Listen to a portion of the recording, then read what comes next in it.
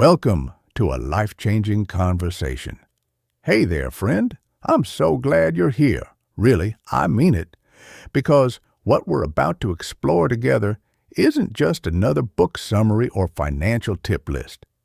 This is about something much deeper, a fundamental shift in how you see money, work, and your entire future. Let me ask you something right now before we go any further. When you think about money, what's the first feeling that comes up? Is it anxiety, excitement, confusion? Maybe a mix of all three? Whatever it is, you're not alone. Millions of people around the world wake up every single day with that same knot in their stomach, wondering if they'll ever break free from the paycheck to paycheck cycle. But here's the beautiful truth I want to share with you.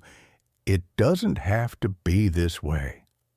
Robert Kiyosaki, the brilliant mind behind Rich Dad, Poor Dad, discovered this truth in the most unexpected way. And today, I'm going to walk with you through his revolutionary insights, not as a lecturer, but as a friend who genuinely wants to see you succeed. The story that started a revolution. Picture this: a young boy growing up in Hawaii, confused and curious, watching two father figures in his life give him completely opposite advice about money. One father was highly educated, holding a PhD, working hard his entire life in a respectable government job.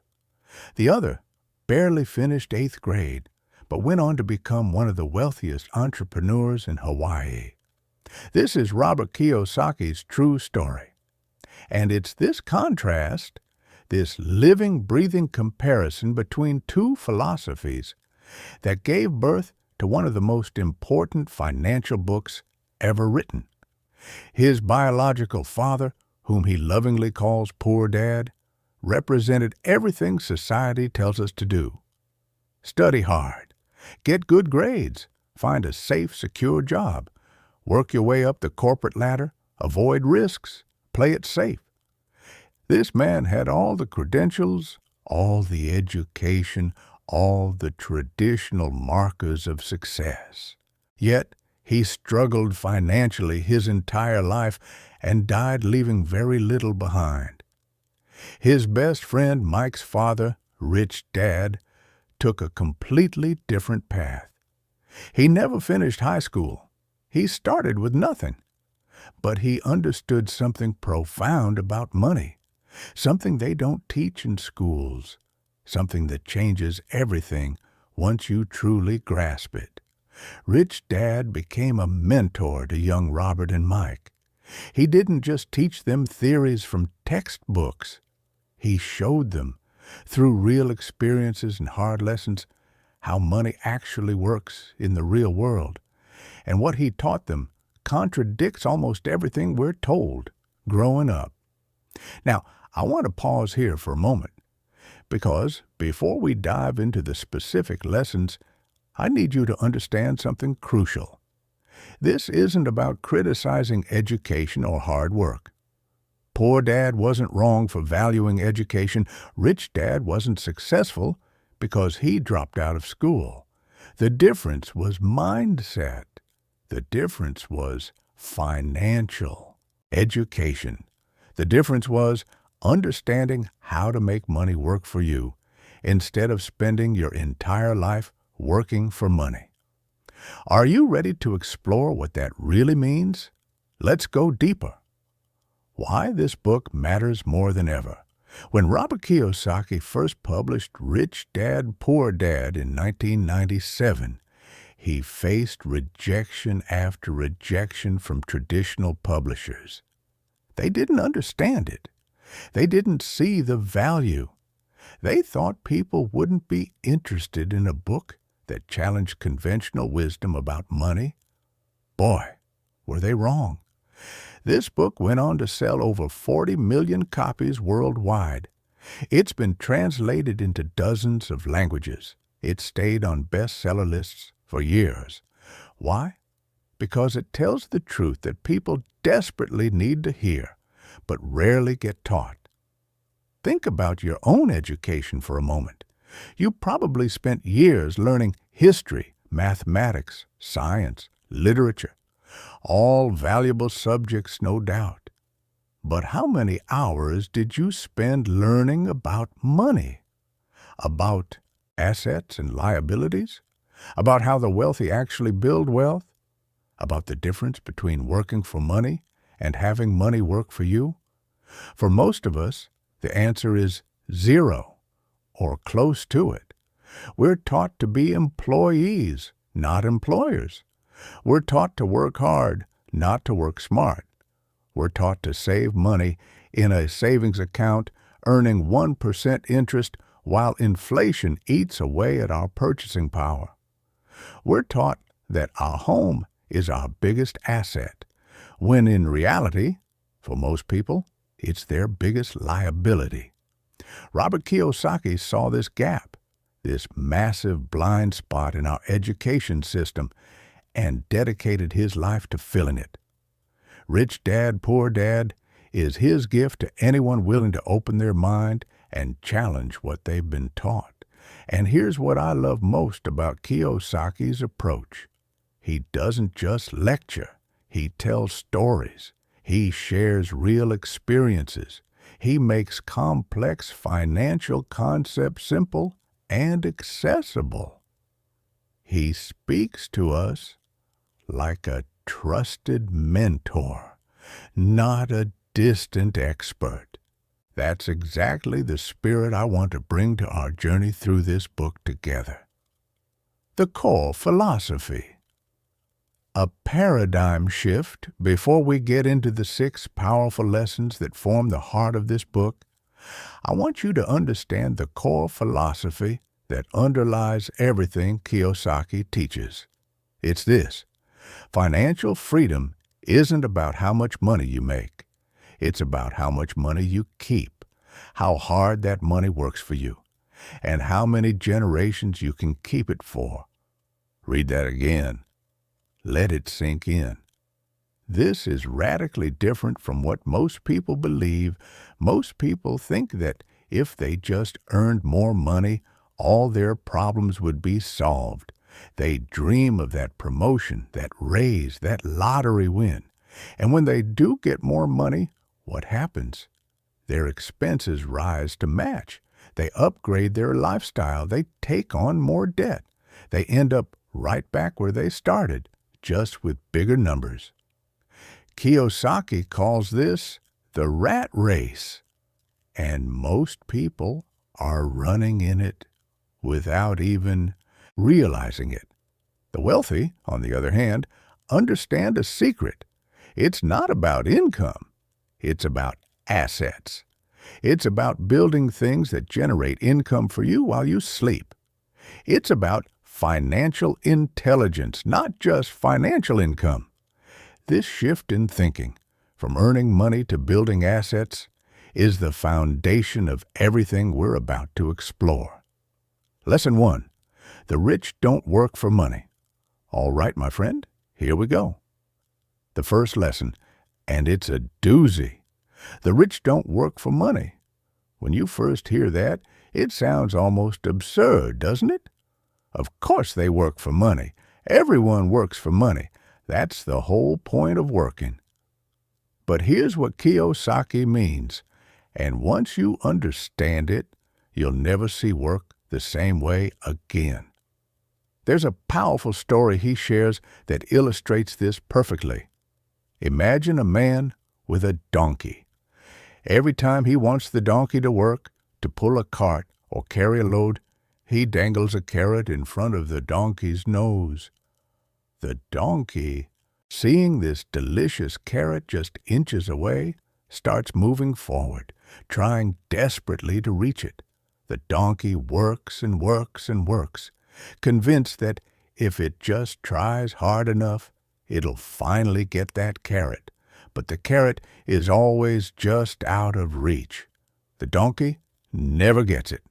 The man gets the work done, and the donkey gets nothing but exhaustion. Now, Here's the uncomfortable truth. Most of us are that donkey. The carrot is the dream of wealth, the promise that if we just work hard enough, put in enough hours, climb enough rungs on the corporate ladder, we'll finally be rich. We'll finally be free. We'll finally have enough. But for most people, that day never comes. They work their entire lives chasing that carrot, and it remains perpetually out of reach. Why? Because they're working for money instead of having money work for them. Let me break this down further, because this is absolutely critical to understand. When you work for money, you trade your time and energy for a paycheck. You go to work, you put in your hours, you get paid. That money then goes out to pay your bills, your rent or mortgage, your car payment, your credit cards, your daily expenses, and at the end of the month, what's left? Often very little. So you go back to work the next month and do it all over again. This is the rat race. You're running and running, but you're not actually getting anywhere. Now, contrast this with how the wealthy think. They don't ask, how can I work harder to make more money? They ask, how can I create or acquire assets that generate money for me? An asset is anything that puts money in your pocket. A business that runs without you. Real estate that generates rental income. Stocks that pay dividends. Intellectual property that earns royalties. The wealthy focus on building their asset column. And once those assets are generating income, what Kiyosaki calls passive income, they're no longer dependent on their job. They're no longer trading time for money. Their money is working for them even while they sleep. This is freedom. This is what it means to have money work for you. The two emotions that control most people's financial lives, Kiyosaki identifies two primary emotions that keep people trapped in the rat race: fear and greed. Fear shows up first. It's the fear of not having enough money, the fear of losing your job, the fear of not being able to pay your bills. This fear drives people to seek security above all else. They want a safe job with a steady paycheck and good benefits. They're terrified of taking risks. And what happens when you're driven by fear? You make conservative choices. You avoid anything uncertain. You stay in that job you hate because at least it's predictable. You keep doing what you've always done because change feels dangerous. But then greed enters the picture. You start thinking about all the things money can buy. That nicer car, that bigger house, that luxury vacation, those designer clothes. And so you work harder, chase that raise, take on more hours. Your income goes up. And here's where the trap really snaps shut. Your expenses go up right along with your income, because now you can afford more. You spend more. You upgrade your lifestyle. You take on more debt. And suddenly, despite making more money than ever before, you're just as financially stressed as you were before. This is what Kiyosaki means by being controlled by fear and greed. These emotions cloud your thinking. They keep you reactive instead of strategic. They keep you focused on the short term, this month's bills, this year's bonus, instead of the long term, building lasting wealth. The solution? Financial education. Learning to let your brain, not your emotions, guide your financial decisions. The lesson Rich Dad taught through experience. Here's where Robert Kiyosaki's story gets really interesting. Rich Dad didn't just tell Robert and Mike these concepts. He made them live them. He hired the two boys to work in one of his convenience stores. Their job was simple: stocking shelves, cleaning, basic tasks, and their pay, 10 cents an hour. Even back then, this was insultingly low. After a few weeks, Robert was furious. He felt exploited. He complained to his poor dad, who told him to demand better pay or quit. But when Robert confronted Rich Dad about it, Rich Dad did something unexpected. He offered to stop paying Robert altogether, work for free. Robert was confused and angry, but Rich Dad explained, "If you keep working for money, you'll never be free. If you keep thinking like an employee, you'll always be an employee. But if you can learn to work with a different mindset, to work not for the paycheck, but for the lessons, for the skills, for the opportunities you discover, then you're on the path to real wealth."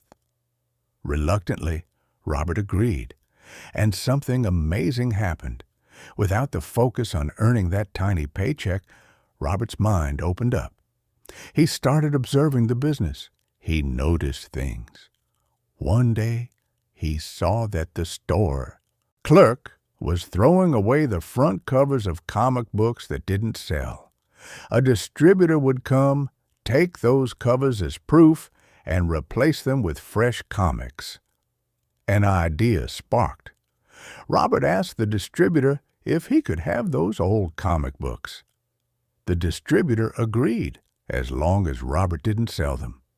So Robert and Mike opened a comic book library in Mike's basement.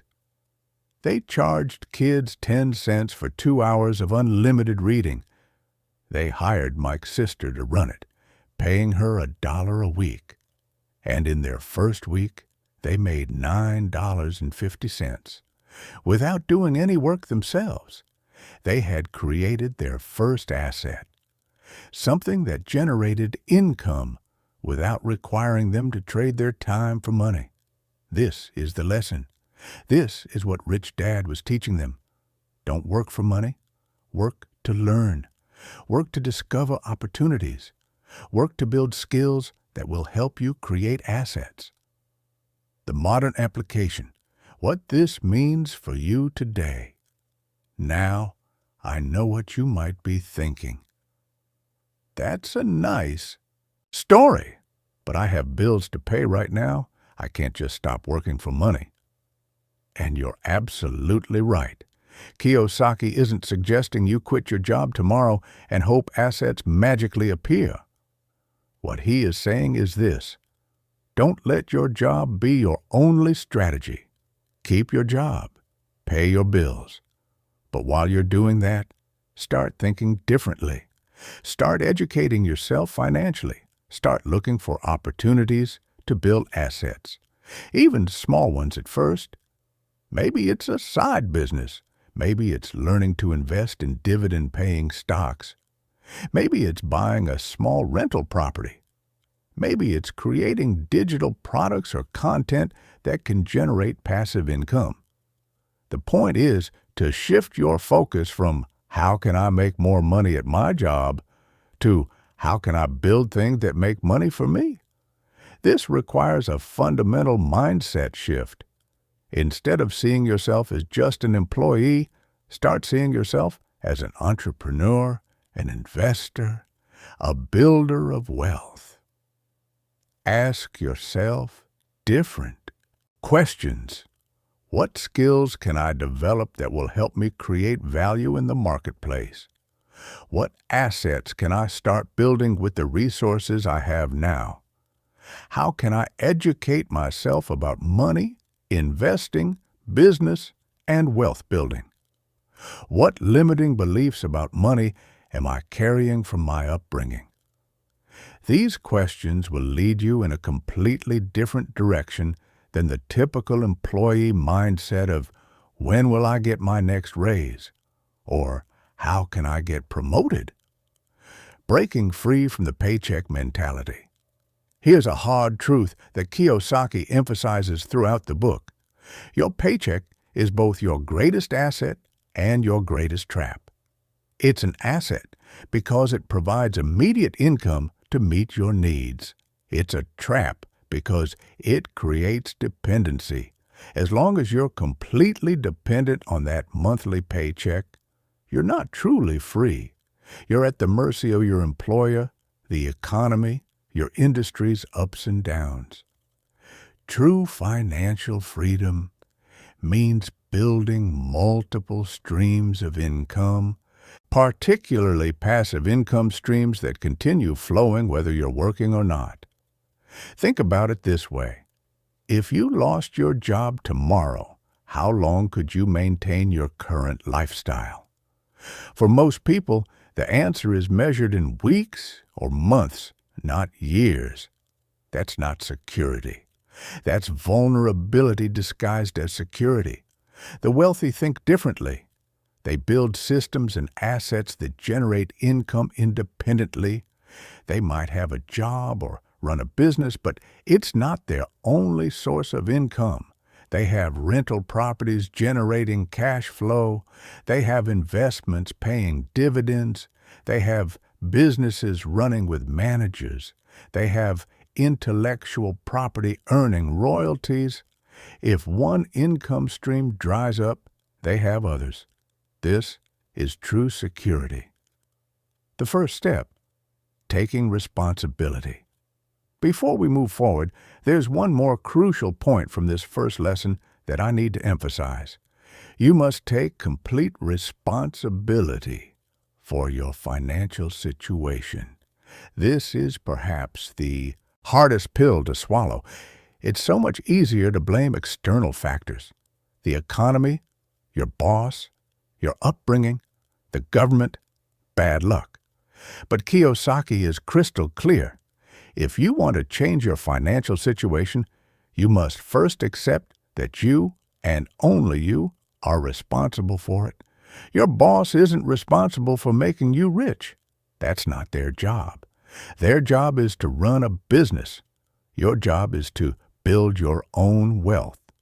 The government isn't responsible for your financial security. Neither is your company's pension plan or Social Security. You are? Once you truly accept this responsibility, something powerful happens. You stop being a victim. You stop waiting for someone else to solve your problems. You stop making excuses. And you start taking action. You start educating yourself. You start making different choices. You start building assets. You start working for learning instead of just for earning. This is the beginning of financial freedom. Reflection and action. As we close this first part of our journey together, I want to leave you with some questions to ponder. Don't just read these and move on. Really sit with them. Journal about them. Let them challenge you. Am I currently working for money, or is money working for me? What fears and desires are driving my financial decisions? Am I taking full responsibility for my financial situation, or am I blaming external factors? What would it look like for me to start building assets instead of just earning income? What's one small step I can take this week to shift from an employee mindset to an investor mindset? Remember, this journey isn't about overnight transformation. It's about steady, consistent growth in your financial intelligence and your asset column. Robert Kiyosaki spent years learning these lessons from Rich Dad.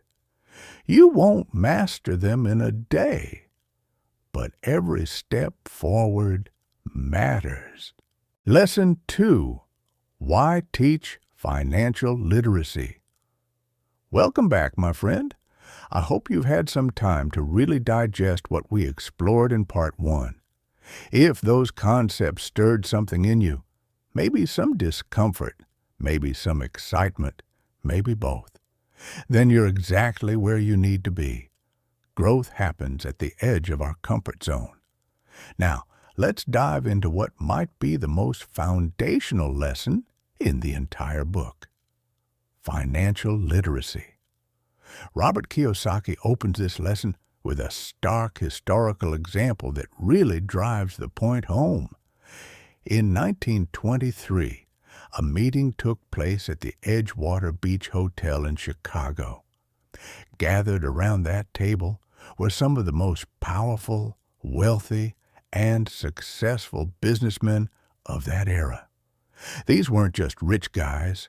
These were titans of industry.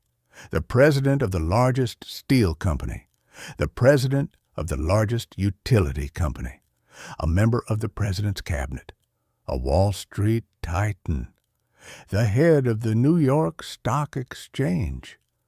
These men controlled more wealth than most people could even comprehend. They had reached the pinnacle of financial success by the standards of their day. Fast forward 25 years to 1948. Want to know what happened to these supposedly brilliant, wealthy, successful men? Most of them died broke. Some committed suicide. Others went to prison. Several lost everything and died in poverty. One became insane. How is this possible? How can people who made millions, in some cases hundreds of millions, end up with nothing? The answer is both simple and profound. They knew how to make money, but they didn't know how to keep it. This is the critical distinction that Kiyosaki emphasizes. Making money is one skill. Managing money, protecting money, growing money, and making money work for you, these are completely different skills. And unfortunately, our education system teaches us almost nothing about them. The foundation missing from traditional education. Think about your own education for a moment. You probably spent 12 years in primary and secondary school. Maybe you went to college for another 4 years. Some of you might have pursued even higher degrees, master's programs, PhDs, professional certifications. During all those years of education, how many courses did you take specifically about money, about personal finance, about the difference between assets and liabilities, about how to read a financial statement, about how to invest, about how taxes really work, about how to build wealth? For the vast majority of people, the answer is zero, or maybe one elective course that barely scratched the surface. This is insane when you think about it.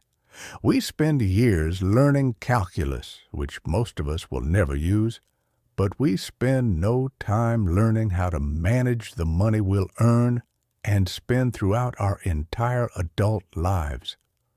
We learn to be excellent employees, skilled professionals, knowledgeable workers, but we don't learn to be financially intelligent. Kiyosaki's Poor Dad represented this perfectly. Here was a man with a PhD, a highly respected educator, someone who valued knowledge and learning above almost everything else. And yet, despite all his academic achievements, he struggled financially his entire life.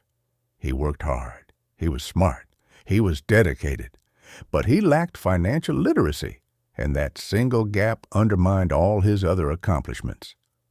Rich Dad, who never finished 8th grade, understood something Poor Dad didn't. Financial education is the foundation of wealth. Without that foundation, everything you build is unstable. You might make a lot of money, like those businessmen in 1923, but without the knowledge of how to manage it, protect it, and grow it, you'll eventually lose it. The Empire State Building metaphor, Kiyosaki, uses a brilliant metaphor to illustrate this point. If you want to build the Empire State Building, one of the tallest buildings in the world, you need to first dig a deep hole and lay an incredibly strong foundation. The taller the building, the deeper and stronger the foundation must be. But if you're just building a small house, you can get away with a 6-inch concrete slab as your foundation. It's simple, quick, and sufficient for a small structure. Here's the problem. Most people are trying to build the Empire State Building of wealth on a 6-inch foundation of financial knowledge. They want to be rich. They want financial freedom. They want to build massive wealth. But they haven't invested the time and effort to build the financial education foundation that kind of wealth requires. And what happens? The building collapses. The wealth disappears. Or more commonly, the building never gets past a few stories because the weak foundation can't support any more growth. This is why financial literacy comes before wealth-building strategies. You need to understand the fundamentals first. You need to build that strong foundation. Otherwise, everything else you attempt will be built on sand. What financial literacy actually means. Let's get specific. What does financial literacy actually entail? What should you be learning? At its core, financial literacy means understanding how money works.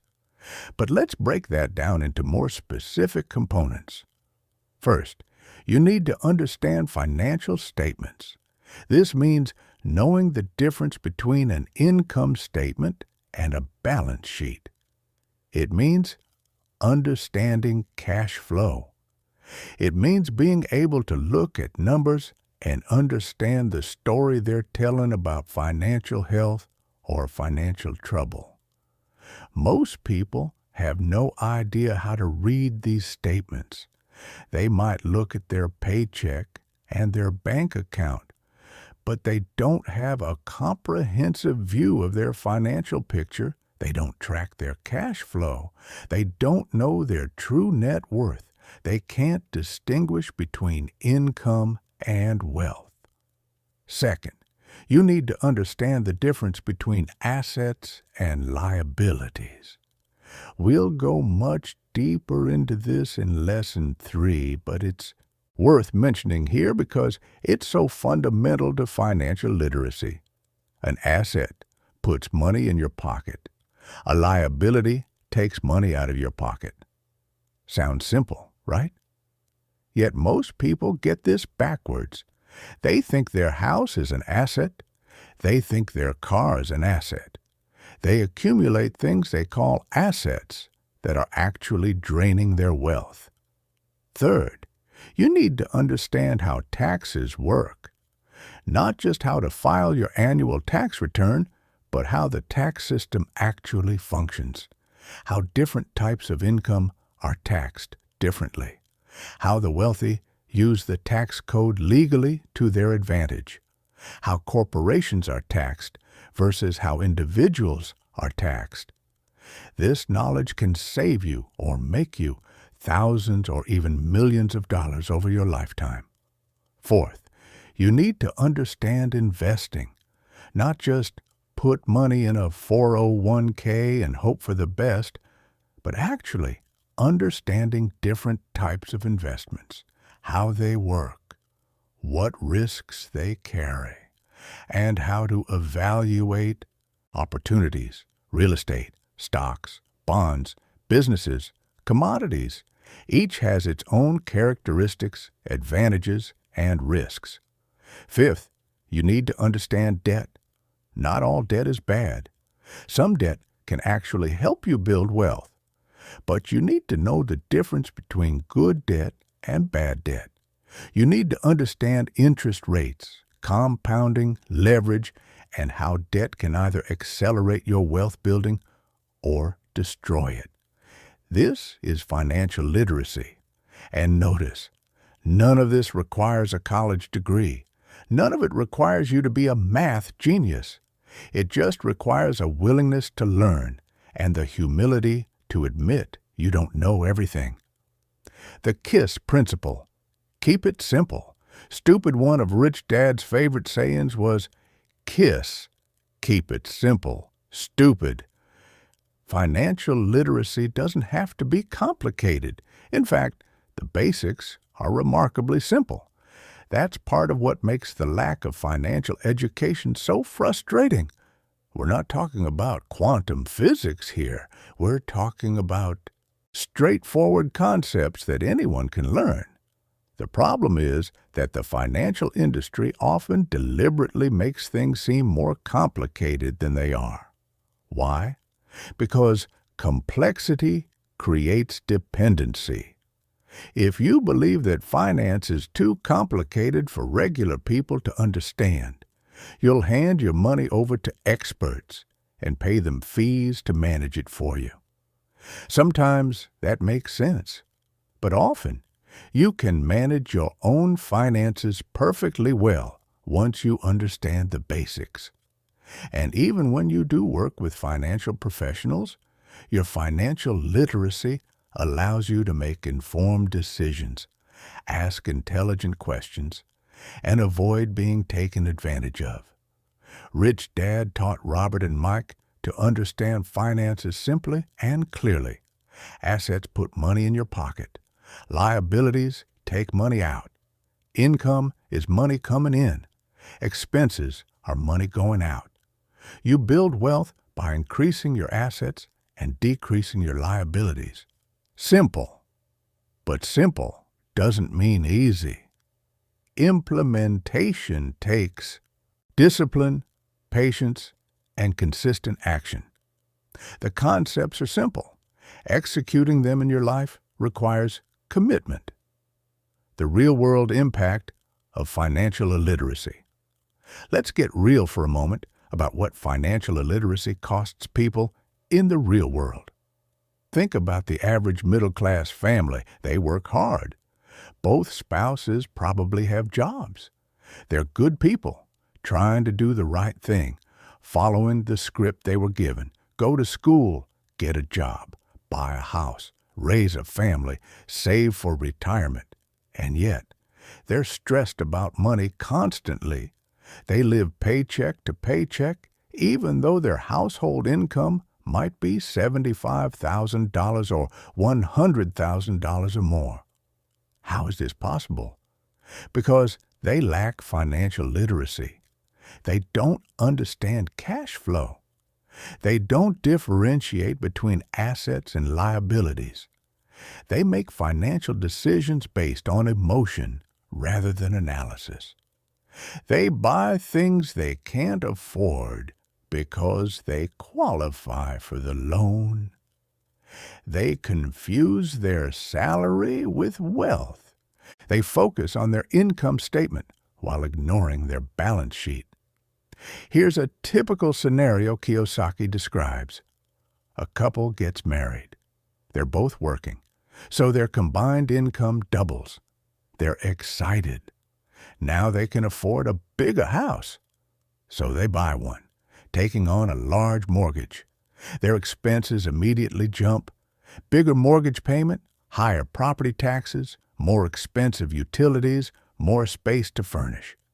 Then they have kids. More expenses. They need a bigger car. More expenses. Daycare costs. More expenses. Better clothes for work. More expenses. All the things kids need. More expenses. Their income has doubled, but their expenses have more than doubled. They're working harder than ever, making more money than ever, and somehow they're more financially stressed than when they started. This is the pattern that traps millions of people, and it all stems from financial illiteracy, not understanding how money really works, not distinguishing between assets and liabilities, not managing cash flow effectively. Breaking the cycle, the first steps to financial literacy. So, how do you break this cycle? How do you develop financial literacy when you weren't taught it in school and your parents probably didn't know it either? The answer is both simple and challenging. You must commit to educating yourself. Not someday. Not when you have more time. Not when you're making more money. Now. Today.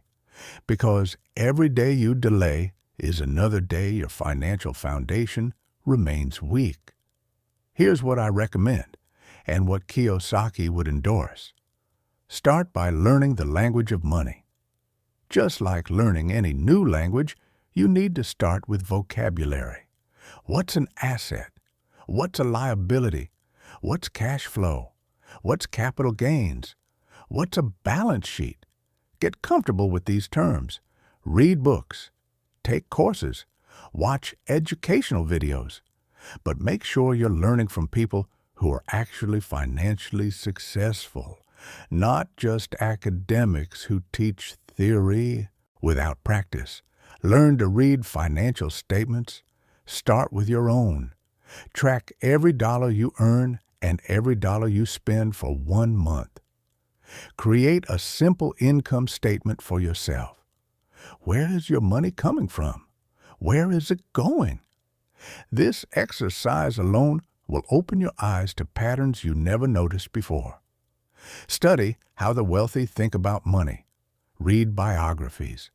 Read books like Rich Dad, Poor Dad multiple times. Listen to interviews with successful investors and entrepreneurs.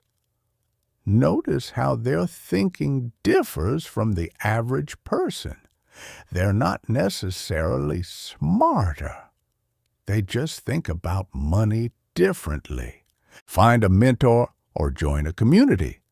Financial literacy isn't best learned alone. Find people who are ahead of you on this journey. Learn from them.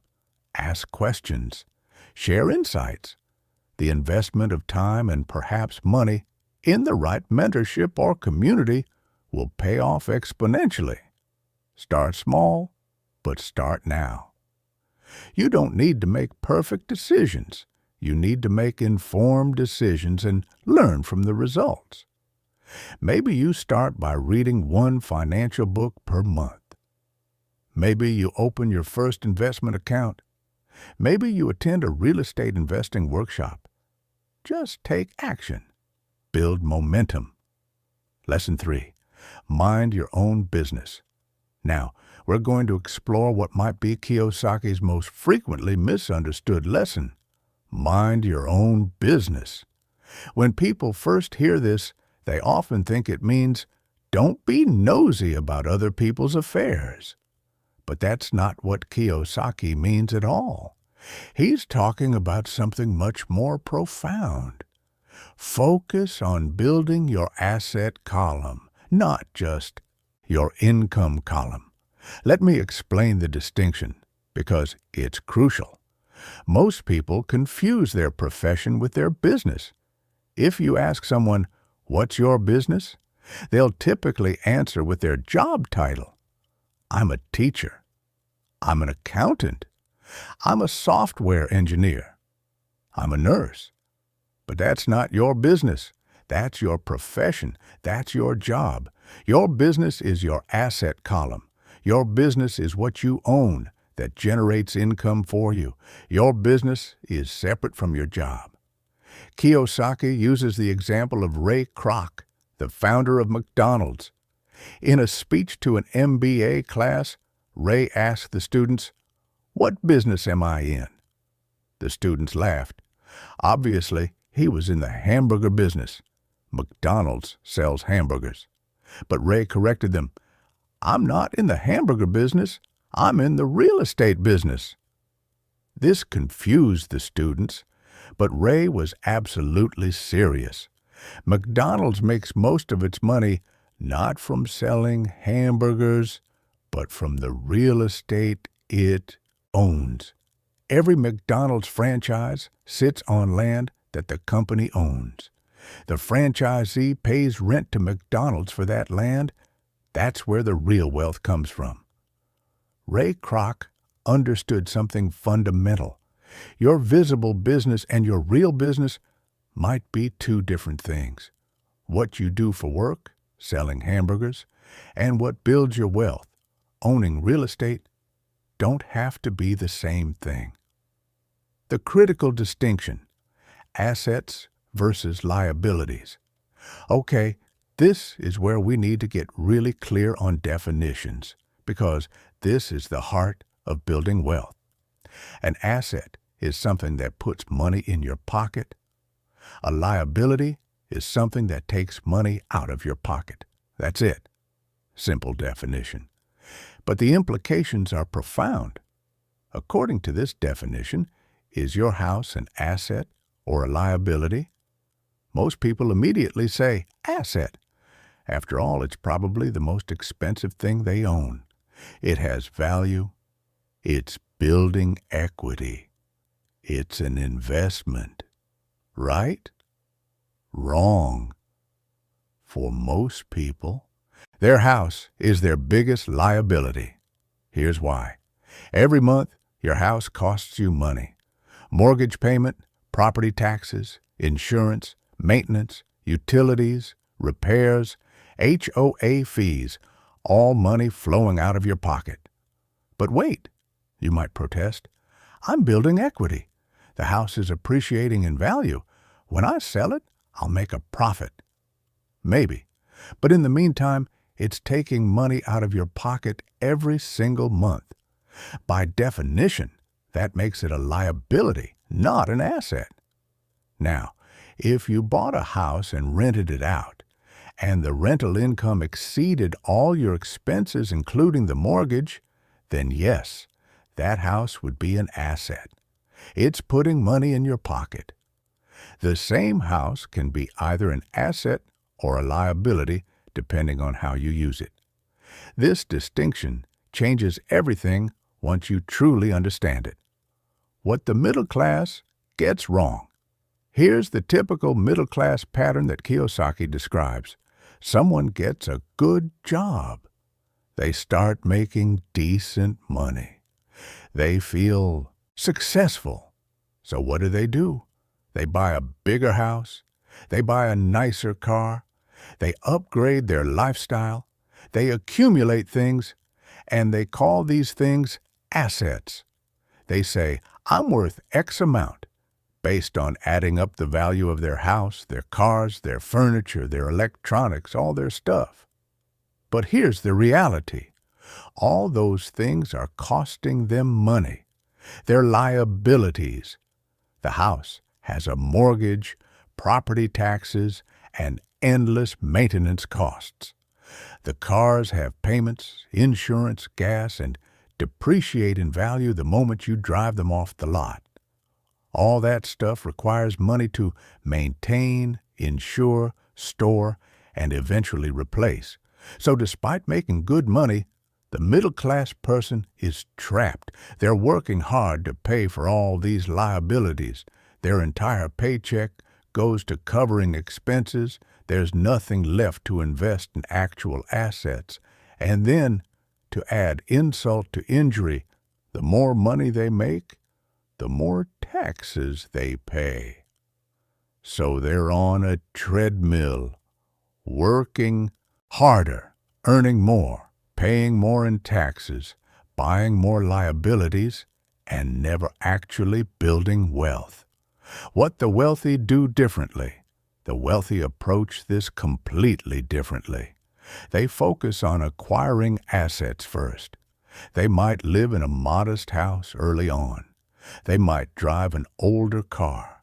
They might not have the latest gadgets or designer clothes. Why? Because they're redirecting that money into assets. They buy rental properties that generate positive cash flow. They invest in stocks that pay dividends. They build businesses that generate income without requiring their constant presence. They create intellectual property that earns royalties. These assets generate income, and that income can then be used to buy luxuries if they want. But the key difference is this. The wealthy buy luxuries last, from the income their assets generate. The middle class buys luxuries first, using their earned income, and never builds assets. Here's a concrete example. Imagine you want a luxury car that costs $60,000.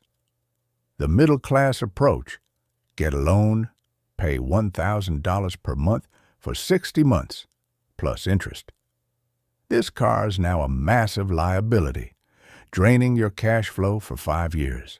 The wealthy approach: invest money into assets until those assets generate $1,000 per month in passive income. Then use that passive income to buy the car. The car is still a liability, but you're paying for it with income from your assets, not from your own labor. See the difference? One approach keeps you trapped. The other builds wealth while still allowing you to enjoy nice things. Your true business: building your asset column. So when Kiyosaki says, mind your own business, he means keep your day job, but start building your asset column. Don't quit your job tomorrow. You need income to live on and to invest. But don't make the mistake of thinking your job is your business. Your job is how you generate income. Your business is your asset column. That's what you're building for your future. This might mean buying your first rental property while keeping your 9-to-5 job, starting a side business that can eventually generate passive income, investing regularly in dividend-paying stocks, creating digital products or courses that can sell while you sleep, building a portfolio of income-generating assets over time. The key is to start. Start small if you must, but start. Every asset you acquire, no matter how small, is a step toward financial freedom. Real assets you should consider. Let me give you some specific examples of true assets, things that put money in your pocket. 1. Businesses that don't require your presence. Notice the qualifier: businesses that run without you. If you have to be there every day for the business to operate, that's not an asset. That's another job. But a business with systems and managers in place that generates profit whether you're there or not, that's an asset. 2. Income-generating real estate. Rental properties where the rent covers all expenses and generates positive cash flow.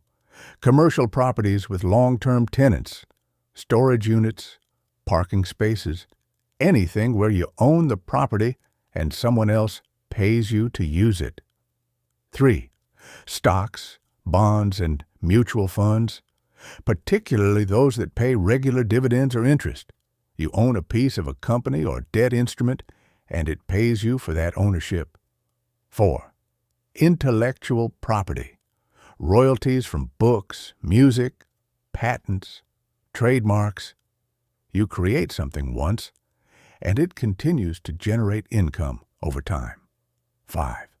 Commodities and precious metals. Gold, silver, oil. Things that hold value and can be sold for profit. The specific type of asset you focus on depends on your interests, your knowledge, and your resources.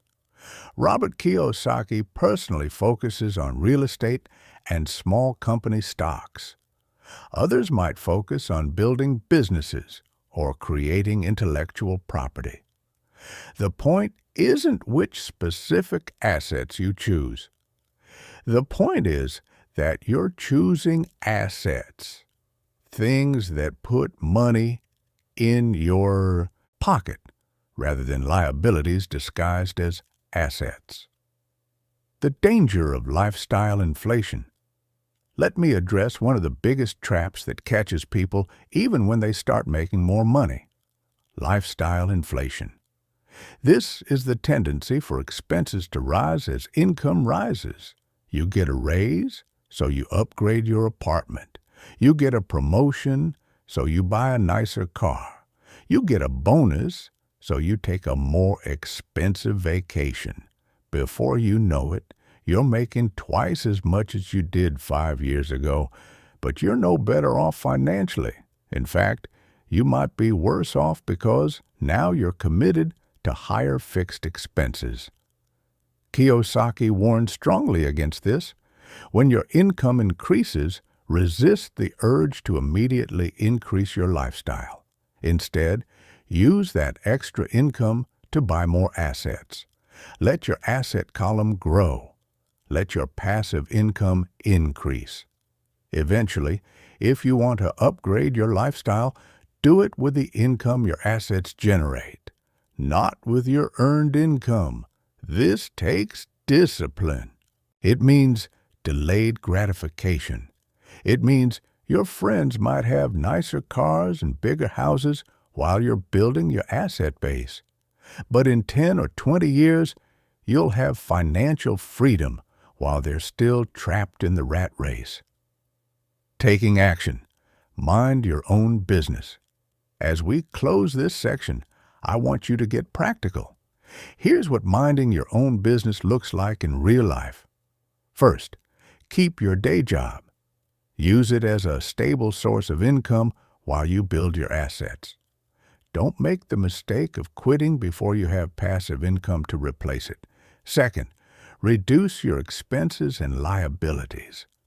Look at every monthly expense and ask, is this a necessity, or am I buying liabilities disguised as assets?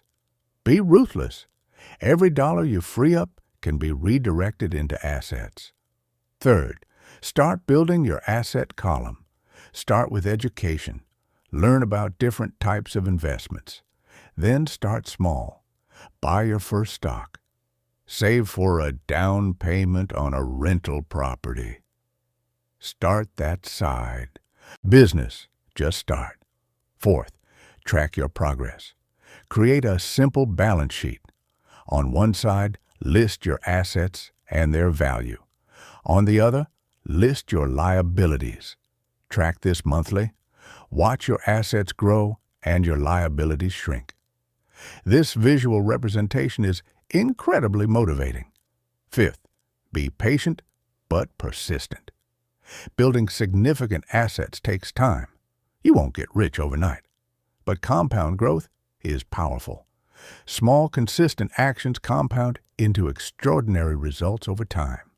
Final thoughts on lessons 2 and 3. Financial literacy and minding your own business. These 2 lessons form the foundation of everything else Kiyosaki teaches. Without financial literacy, you can't distinguish good opportunities from bad ones. Without focusing on your asset column, you'll spend your whole life working for money instead of having money work for you. These aren't just abstract concepts. They're practical, actionable principles that have created wealth for millions of people who've applied them. The question is, will you be one of them? In our next section, we'll explore how to work for learning instead of earning, why the rich invented money, and the powerful mindset shifts that separate those who build lasting wealth from those who remain financially stuck. But for now, take some time to reflect on these questions. How would I rate my financial literacy on a scale of 1 to 10? What's one thing I can do this week to increase my financial education? What's my true business, my asset column, versus my profession? What liabilities am I currently treating as assets? What's one asset I can start building in the next 30 days? Remember, friend, knowledge without action is just entertainment.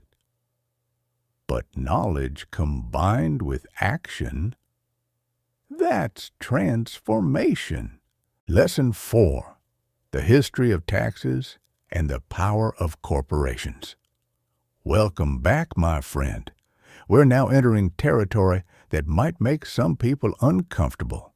We're going to talk about taxes, corporations, and how the wealthy use legal structures to build and protect wealth. Before we dive in, let me be absolutely clear. Everything we're discussing here is completely legal. This isn't about cheating or evading taxes. It's about understanding how the system works and using that knowledge to your advantage, just as the wealthy have done for generations. Robert Kiyosaki has a fascinating way of explaining financial history that makes complex topics accessible. And when it comes to taxes, understanding the history changes everything about how you see the present system.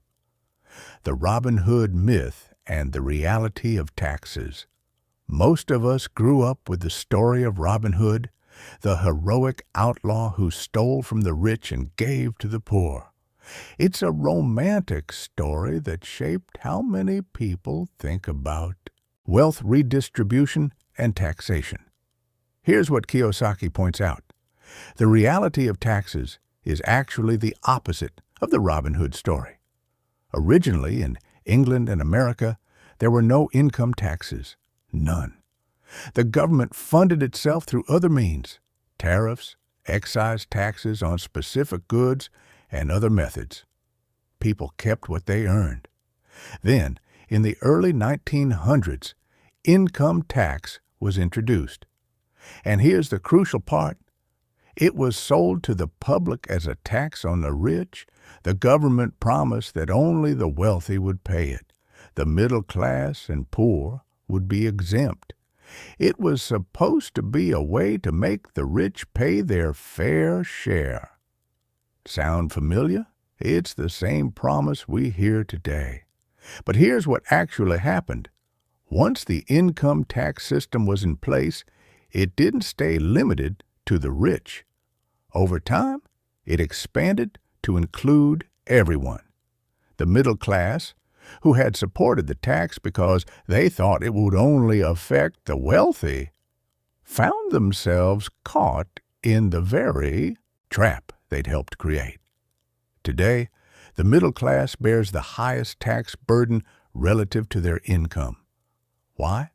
Because they have the least ability to avoid taxes legally. Their income comes from wages, which are taxed before they even see the money. They can't take advantage of the tax strategies available to business owners and investors.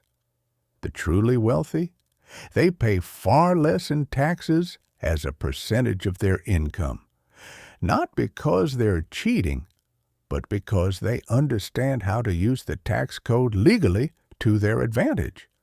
This is the reverse Robin Hood. The middle class ends up funding the government programs that were supposedly going to be paid for by taxing the rich. How the wealthy use corporations.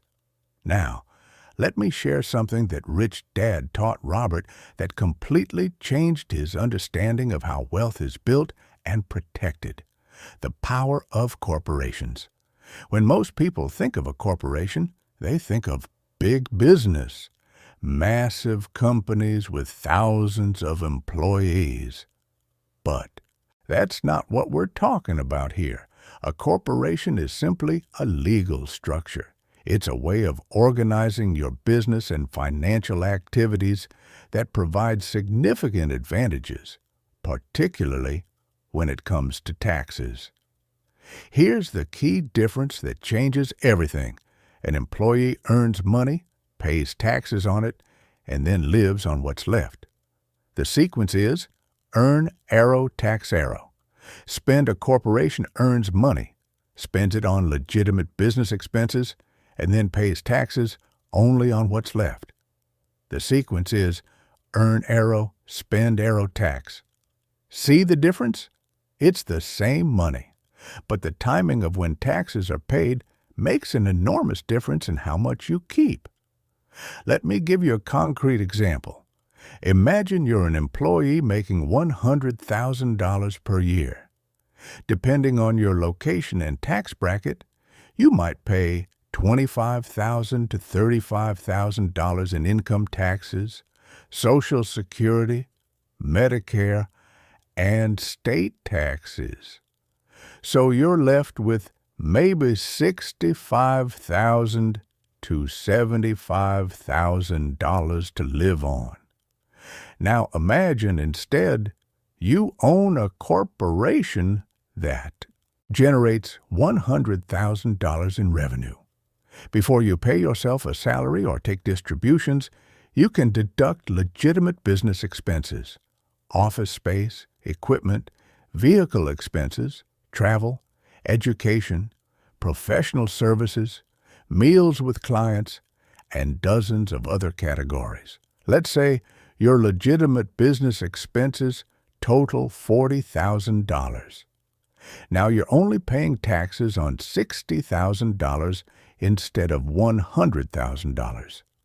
Even after you pay yourself and pay taxes on that income, you're way ahead of where you'd be as just an employee.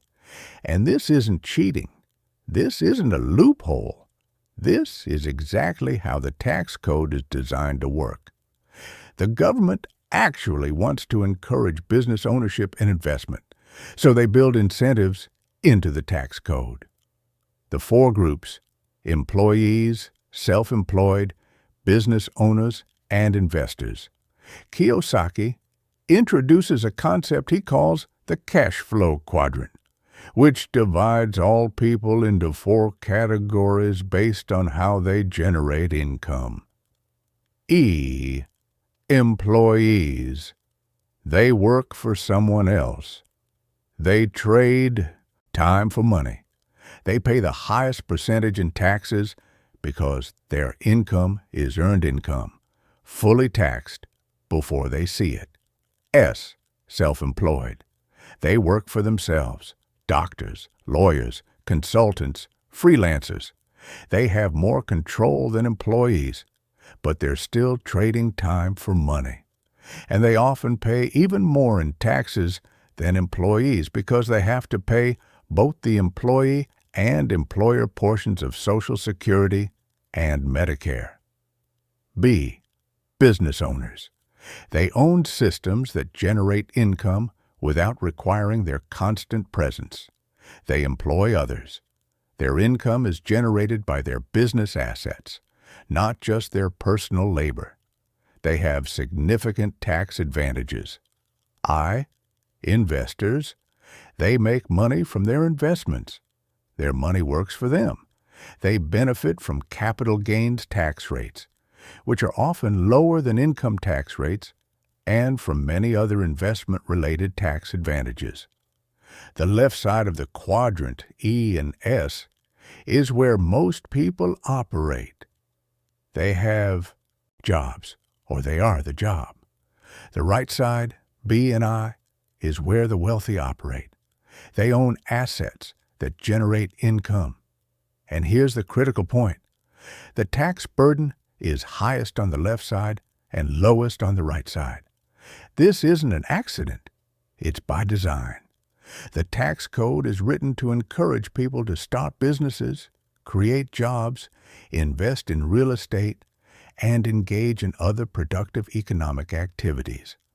So it rewards those behaviors with lower taxes. But most people never learn this. They stay on the left side of the quadrant their entire lives, paying maximum taxes, trading time for money, and never building real wealth. Why financial education threatens the system. Here's something Kiyosaki points out that really makes you think. The educational system doesn't teach financial literacy because it's designed to produce employees, not financially independent individuals. Think about it. Schools teach you to be a good employee. Show up on time. Follow instructions. Don't question authority. Complete your assignments. Get good grades so you can get into a good college so you can get a good job. The entire system is designed to funnel you into the E quadrant. Be a good employee. Work hard. Pay your taxes. Don't make waves. Nobody teaches you about the B and I quadrants Nobody explains how corporations work. Nobody shows you how to legally reduce your taxes. Nobody teaches you how to build passive income streams. Why? Because if everyone understood these principles, who would be the employees? Who would fill the jobs? Who would pay the majority of the taxes that fund the government? The system needs the majority of people to remain in the E and S quadrants, working hard, paying high taxes, and not asking too many questions about how money and wealth really work. This might sound cynical, but Kiyosaki isn't being conspiratorial. He's just pointing out the obvious. The educational system produces what it's designed to produce. And it's not designed to produce financially independent individuals. The three powers. The power of the corporation. Rich Dad taught Robert that the wealthy understand three types of power that most people don't. 1. The power of tax advantages through corporate structures. 2.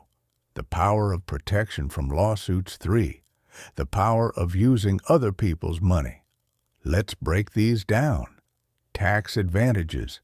We've already discussed how corporations allow you to pay taxes after expenses rather than before. But it goes deeper. Different types of corporate structures, LLCs, S-Corp, C-Corp, partnerships, trusts, offer different advantages depending on your specific situation. The wealthy have accountants and lawyers who help them structure everything optimally. Protection from lawsuits. When you own assets personally, those assets can be taken in a lawsuit. But when assets are held within corporate structures, they're protected. If someone sues you personally, they can't easily get to assets owned by your corporation. This is called asset protection, and it's a crucial reason why the wealthy use corporate structures. Using other people's money, corporations can raise capital through debt and equity in ways individuals cannot. You can bring in partners. You can get business loans with better terms. You can leverage your assets to acquire more assets. The wealthy use this principle constantly. They're using banks' money, investors' money, partners' money to build wealth, while keeping the profits. A historical perspective that changes everything. Kiyosaki shares a perspective that I found absolutely mind-blowing when I first encountered it. For thousands of years, the wealthy have been using these structures and strategies. They're not new. They're not tricks or loopholes. They're fundamental tools of wealth building that have existed in various forms throughout history. But here's what's changed. In the modern era, for the first time in history, these tools are available to ordinary people. You don't have to be born into wealth to start a corporation.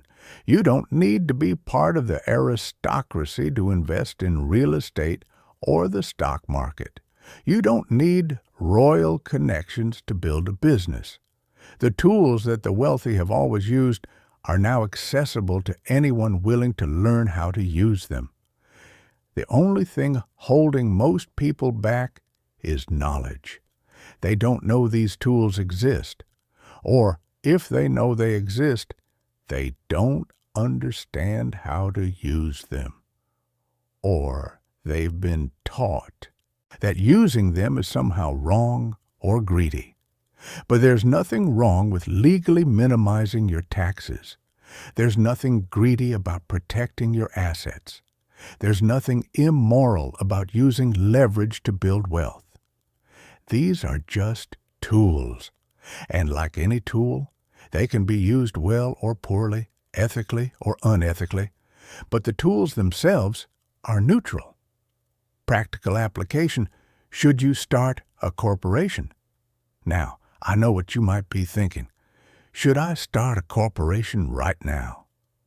The answer depends on your specific situation. Here's what Kiyosaki would tell you. If you're just starting out, focus first on financial education and building your asset column. Don't overcomplicate things by setting up corporate structures before you have income-generating activities that would benefit from them. If you have a side business or significant investments, then yes, it's probably time to talk to a qualified accountant and attorney about the right corporate structure for your situation. If you're serious about building wealth, you need to understand how corporations work, even if you don't set one up immediately. This knowledge will inform all your financial decisions going forward. The key point isn't that everyone needs to rush out and incorporate tomorrow. The key point is that you need to understand these tools exist and learn how to use them as your wealth-building journey progresses.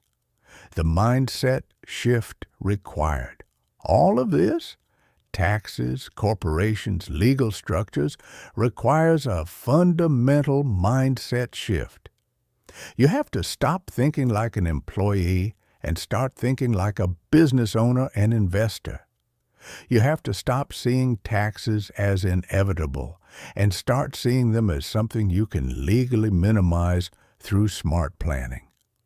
You have to stop being afraid of complexity and start embracing the learning required to use these tools effectively. This shift doesn't happen overnight. It took Robert years of learning from Rich Dad to fully grasp these concepts. But every step toward this new mindset is a step toward financial freedom. Lesson 5. The rich invent money. Now we're going to explore what might be the most exciting and empowering lesson in the entire book. The rich invent money. When you first hear this phrase, it sounds almost illegal, doesn't it? Like the rich are counterfeiting currency or manipulating the system in some nefarious way. But that's not what Kiyosaki means at all. What he means is this: the rich see opportunities to create wealth that others don't see. They use financial intelligence to turn ideas and situations into money. Let me share a story that perfectly illustrates this principle. The Alexander Graham Bell story. In 1876, Alexander Graham Bell invented the telephone. This was revolutionary technology, the ability to communicate instantly across distances. Bell knew he had something valuable, but he didn't have the resources to build a company around it himself. So he went to Western Union, the dominant communications company of that era, and offered to sell them the patent rights to the telephone for $100,000. This was a fortune at the time. The president of Western Union turned him down. He thought the price was too high. He couldn't see the value. He couldn't envision how this technology would change the world.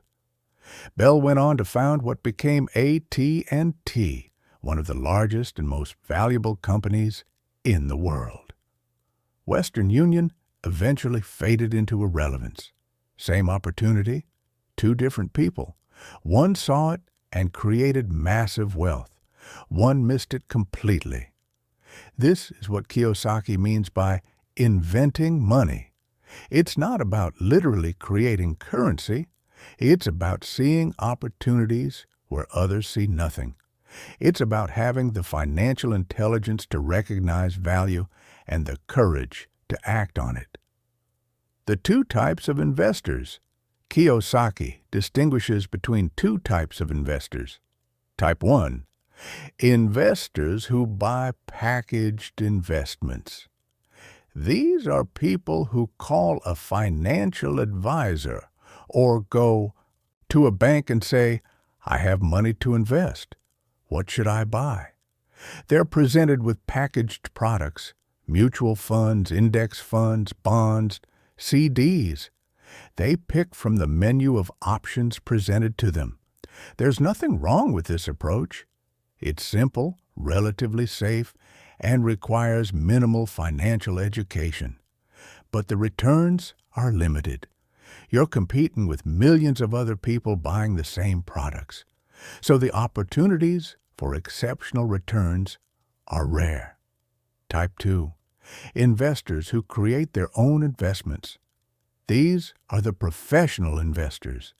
They don't just buy what's offered to them. They create deals. They find undervalued assets. They put together partnerships. They see opportunities that others miss. They might find a property owner who needs to sell quickly and negotiate a below-market purchase. They might identify an undervalued small company and invest in it before others notice. They might create a business, build it up, and sell it for a profit. This approach requires significantly more financial intelligence. It requires creativity. It requires courage. But the potential returns are exponentially higher. Kiyosaki's point is that you can start as type 1, but you should aspire to become type 2. That's where real wealth is created. The 3 essential skills of professional investors. To become the type of investor who can invent money, you need to develop 3 essential skills. Skill 1, finding opportunities that others miss. This is about training your mind to see possibilities where others see nothing.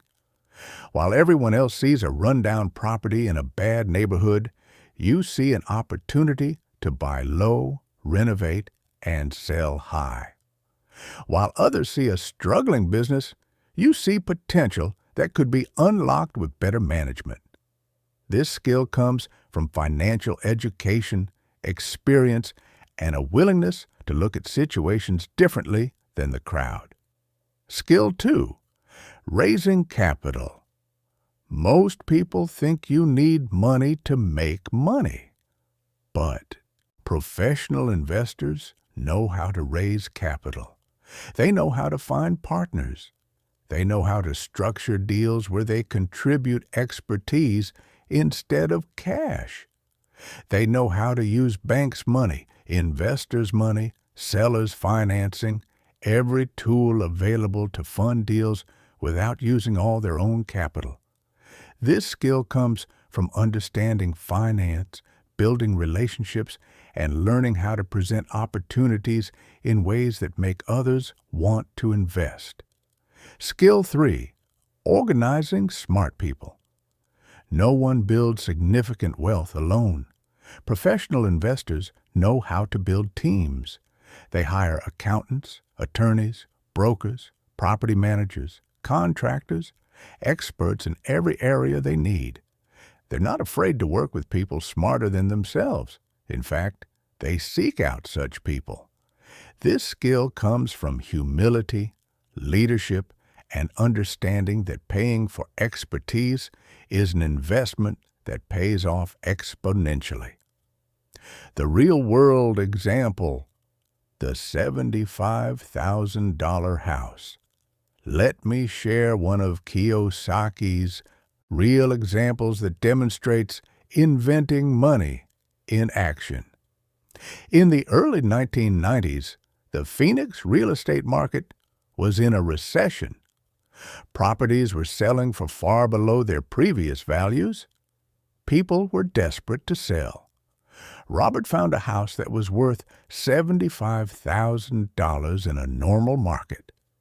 The owner, facing financial difficulties, was willing to sell for $20,000 below market value, just $55,000.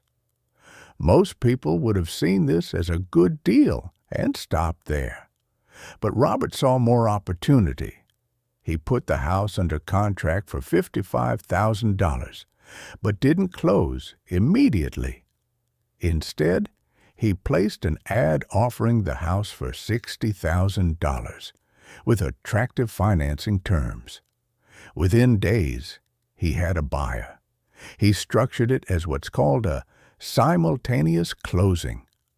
On the same day, he bought the house for $55,000 and sold it for $60,000. His profit? $5,000, minus a few hundred in closing costs. And he never had to put up any of his own money. He used the buyer's down payment to fund the purchase. But wait, there's more. He didn't actually sell the property outright. He sold it on a promissory note with a down payment. The buyer would pay him over time. So Robert actually created an asset, a stream of monthly income from this transaction. Total time invested? About 5 hours. Money invested? 0. Money created? Thousands of dollars in immediate profit plus years of monthly cash flow. This is what inventing money looks like in practice. Same market everyone else saw. Same properties everyone else could access. But different thinking, different approach, different result. Why most people don't see these opportunities. So if these opportunities exist, why don't more people take advantage of them? Kiyosaki identifies several reasons. Fear. Most people are too afraid to take risks, even calculated ones. They'd rather have the security of a paycheck than the uncertainty of creating their own opportunities. Cynicism. Some people immediately think that can't work, or that must be illegal when they hear about creative investing strategies. Their skepticism prevents them from even investigating further. Laziness. Financial intelligence requires effort. You have to educate yourself. You have to do research. You have to analyze deals. Many people would rather just hand their money to a financial advisor and hope for the best. Bad habits. People are used to working for money and spending it on liabilities. Breaking these habits and redirecting money toward financial education and asset acquisition requires discipline most people don't have. Arrogance. Some highly educated people think they already know everything they need to know. They're too arrogant to admit there's a whole world of financial knowledge they're missing. The good news? None of these obstacles are insurmountable. With the right mindset and commitment to learning, anyone can overcome them.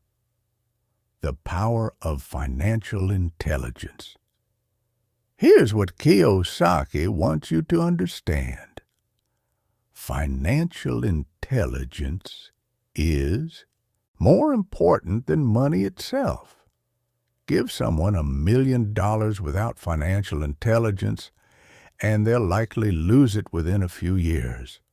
We've all heard the stories of lottery winners who end up broke. They had money, but lacked the intelligence to keep and grow it. But give someone financial intelligence, and even if they start with nothing, they can create wealth. They'll see opportunities. They'll know how to structure deals. They'll understand how to use leverage, partnerships, and creative strategies to build assets.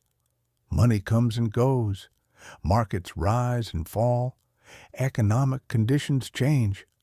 But financial intelligence, the ability to solve financial problems and spot financial opportunities, that's permanent. That's what makes you truly wealthy, regardless of external circumstances. Developing your financial IQ. So how do you develop this financial intelligence that allows you to invent money? First, invest in financial education. Read books. Take courses. Attend seminars. Find mentors. The money you spend on legitimate financial education will return to you many times over. Second, start small. You don't need to make million-dollar deals to practice these principles. Buy a small rental property. Invest in your first stock. Start a small side business. Learn by doing, but start with amounts you can afford to lose while you're learning. Third, study deals. Even if you're not ready to invest yet, study what others are doing. Read real estate listings and analyze properties. Look at small businesses for sale and evaluate their potential. Research stocks and companies. This practice trains your mind to see opportunities. Fourth, build your team. Start forming relationships with accountants, attorneys, brokers, and other professionals. You don't need to hire them all immediately, but knowing them and understanding what they do will be invaluable when you're ready to take action. Fifth, overcome your fears. Fear of losing money. Fear of looking stupid. Fear of failure. These fears are normal, but they're also obstacles to wealth. Take calculated risks. Learn from failures. Build courage through experience.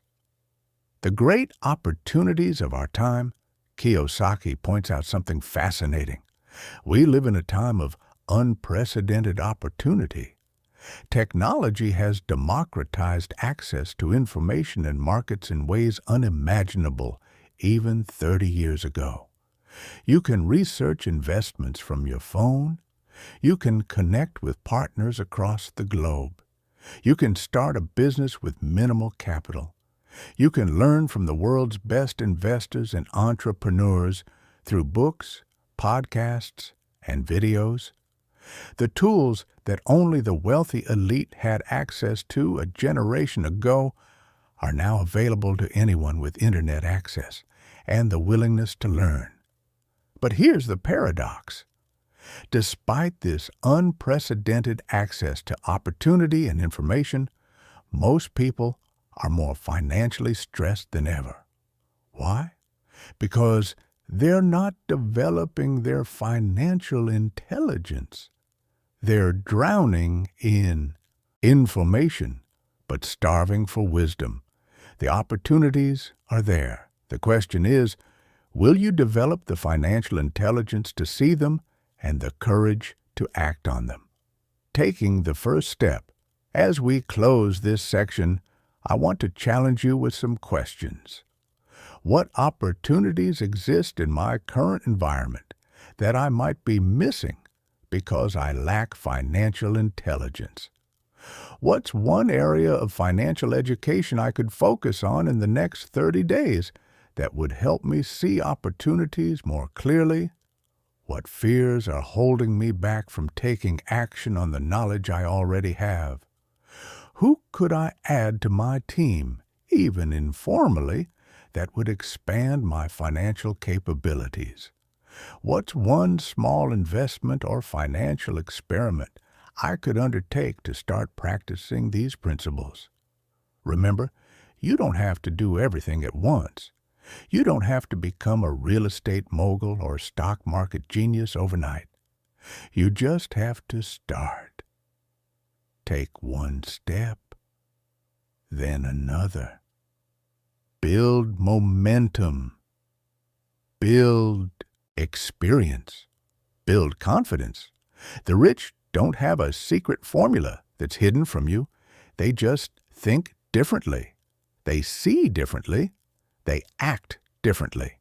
And all of those differences can be learned. You have access to the same opportunities they do.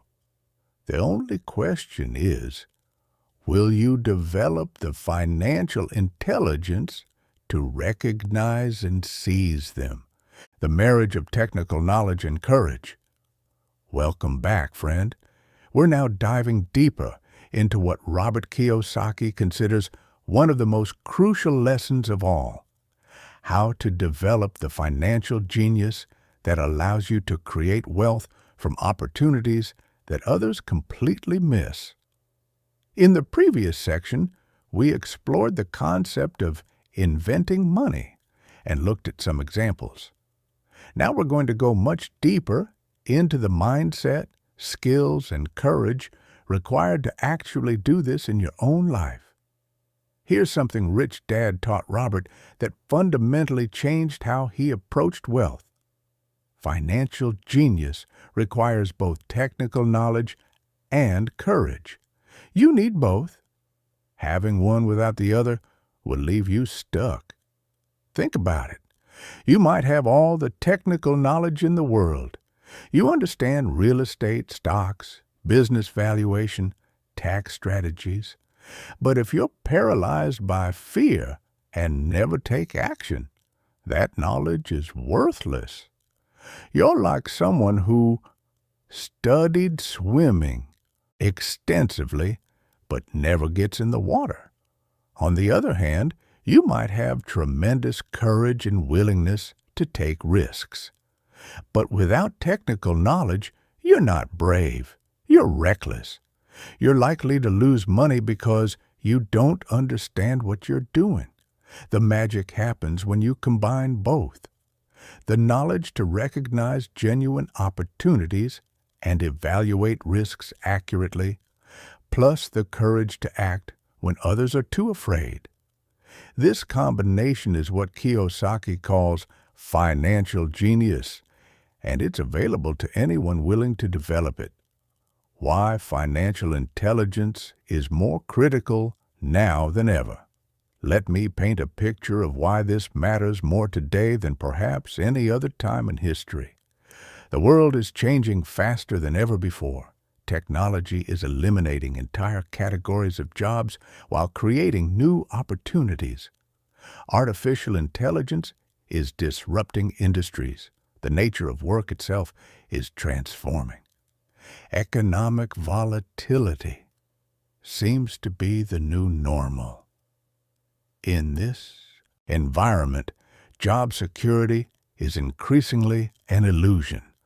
No matter how good you are at your job, no matter how loyal you are to your company, external forces beyond your control could eliminate your position tomorrow.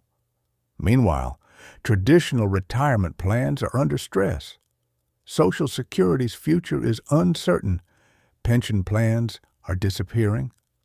The burden of retirement planning has shifted from employers to individuals, yet most people have no idea how to actually invest for their future. On top of all this, the gap between the wealthy and everyone else continues to widen. Not because the rich are necessarily working harder, but because they understand principles that most people don't. In this environment, financial intelligence isn't just nice to have. It's essential for survival and prosperity. The good news? This same volatile, rapidly changing environment that threatens traditional employment creates unprecedented opportunities for those with financial intelligence to spot and seize the risk everyone takes that they don't realize. Here's something that blew my mind when I first really understood it. The people who think they're playing it safe are actually taking the biggest risk of all. What do I mean? Most people think working for someone else, getting a steady paycheck, and saving money in safe investments is the low-risk path. They think entrepreneurship and investing are risky. But Kiyosaki flips this completely. He argues that relying entirely on a job, putting all your eggs in one basket controlled by someone else, is actually incredibly risky. You have no control. One decision by management, one industry shift, one economic downturn, and your entire income disappears. Meanwhile, diversifying your income through multiple assets and income streams, the approach most people consider risky, actually reduces your risk because you're not dependent on any single source. It's a complete paradigm shift. in how we think about risk and security. The safe path isn't actually safe. It just feels familiar. And the risky path isn't actually as risky as it seems once you develop the knowledge to navigate it intelligently. The two major barriers, fear and cynicism. Kiyosaki identifies two primary emotions that keep people from developing financial intelligence and acting on opportunities: fear and cynicism. Let's talk about fear first. Everyone experiences fear when it comes to money and investing. Fear of losing money, fear of failure, fear of looking stupid, fear of making the wrong decision. These fears are completely normal and natural. The difference between people who build wealth and people who don't isn't the absence of fear. It's how they handle fear. Poor Dad, when faced with financial fear, played it safe. He avoided anything that felt risky. He stuck with what was familiar and predictable. His fear controlled his decisions, which meant he never grew beyond his limitations. Rich Dad acknowledged his fears, but didn't let them control him. He understood that failure is part of learning. He knew that some investments would succeed and others wouldn't. He accepted calculated risks as the price of potential rewards. Here's a powerful perspective Kiyosaki shares. Everyone has financial fear, rich and poor alike. The difference is that the poor let their fear make their decisions, while the rich make decisions in spite of their fear. Now let's talk about cynicism. Cynicism is that voice in your head that immediately rejects new ideas. That won't work. That's too good to be true. People like me don't do that. The rich have advantages I don't have. The system is rigged. Cynicism is often disguised as wisdom or realism. People think they're being smart and cautious by immediately dismissing opportunities. But actually, they're just protecting their ego from the discomfort of trying something new and potentially failing. Kiyosaki tells a story about teaching his investing game, cash flow, to a group of adults. During the game, one woman drew a card that represented buying a boat. In the game mechanics, this boat was actually an opportunity. If she understood how to use it strategically, she could benefit. But all she could see was the expense. I don't want a boat. Look at the taxes I'd have to pay. This is terrible. She couldn't see past her immediate cynical reaction to understand the opportunity the card represented. Meanwhile, other players who approached the situation with curiosity and strategic thinking saw how to turn it into an asset. This same dynamic plays out in real life constantly. Opportunities present themselves, but cynicism blinds people to them. The story of Texas and the oil bust. Let me share another powerful real-world example Kiyosaki uses to illustrate these principles. In the 1980s, the Texas oil industry collapsed. Oil prices plummeted. Companies went bankrupt.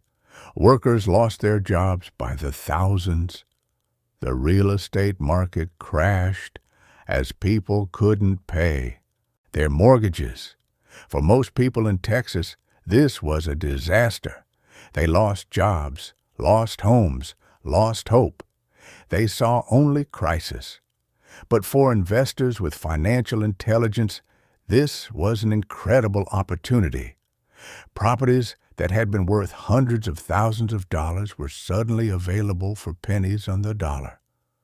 Motivated sellers were everywhere. Kiyosaki and his investment partners bought multiple properties during this period at massive discounts. Properties that would have cost $100,000 in good times were selling for $20,000 or $30,000. They didn't need much cash. The banks were desperate to unload foreclosed properties and offered incredible financing terms. Within a few years, the market recovered. Those $20,000 properties were worth $75,000 or $100,000 or more. The investors who had the knowledge to recognize the opportunity and the courage to act when others were paralyzed by fear made fortunes. Same crisis, same market, but completely different outcomes based on financial intelligence. This pattern repeats throughout history. Every crisis creates opportunities. The 2008 financial crisis, the dot-com bubble burst, the COVID-19 pandemic. Each event that devastates some people creates wealth for others who know how to see and seize opportunities. The process of inventing money, step by step. Let me break down the actual process of finding and creating wealth opportunities. This isn't mysterious or magical. It's a systematic approach that can be learned and practiced. Step 1. Develop your financial education. You can't recognize opportunities you don't understand. If you don't know how real estate works, you'll miss real estate opportunities. If you don't understand business valuation, you won't spot undervalued businesses. If you don't know basic stock analysis, you'll miss stock opportunities. Education comes first. Read books. Take courses. Study successful investors. Learn the language and mechanics of different types of investments. Step 2. Train your mind to see opportunities. This is where practice comes in. Start analyzing deals even before you're ready to invest. Look at real estate listings and calculate potential returns. Research businesses for sale and evaluate their potential. Analyze stocks and their valuations. This practice trains your brain to automatically spot opportunities. Eventually, you'll start seeing possibilities everywhere because your mind has been trained to recognize patterns that indicate value. Step 3. Build your team. You can't do everything yourself, nor should you. Successful investors build teams of experts, real estate agents, property managers, accountants, attorneys, brokers, contractors, appraisers, lenders. Start building these relationships before you need them. Ask questions. Learn from them. When you find an opportunity, you'll have experts to help you evaluate and execute it. Step 4. Start small and learn. Don't wait until you can make the perfect huge deal. Start with something small enough that you can afford to make mistakes. Buy a small rental property. Invest in your first stock. Start a micro business. The lessons you learn from these small deals are invaluable. You'll make mistakes, but they'll be small, affordable mistakes that teach you lessons you'll use for the rest of your life. Step 5. Analyze opportunities systematically. When you find a potential opportunity, don't just jump in emotionally. Analyze it systematically. What's the potential return? What are the risks? What's the worst-case scenario, and can I handle it? What knowledge or skills do I need to execute this successfully? Who needs to be on my team for this? How much of my own capital is required versus borrowed or partner capital? What's my exit strategy if things don't go as planned? Step 6. Act decisively. Once you've done your analysis and the opportunity is genuine, act. Don't overthink it into paralysis. Remember, You need both knowledge and courage. The knowledge gives you confidence that the opportunity is real. The courage allows you to act on it. Step 7. Learn from every outcome. Whether the investment succeeds or fails, extract the lessons. What worked? What didn't? What would you do differently next time? Every experience, good or bad, increases your financial intelligence for the next opportunity. The concept of how can I afford it? Here's a subtle but profound shift in thinking that Kiyosaki emphasizes. Poor dad would say, I can't afford it. Rich dad would say, how can I afford it? See the difference? One statement shuts down your brain. It's a conclusion. End of discussion. The other statement activates your brain. It's a question. It forces you to think creatively. It opens up possibilities.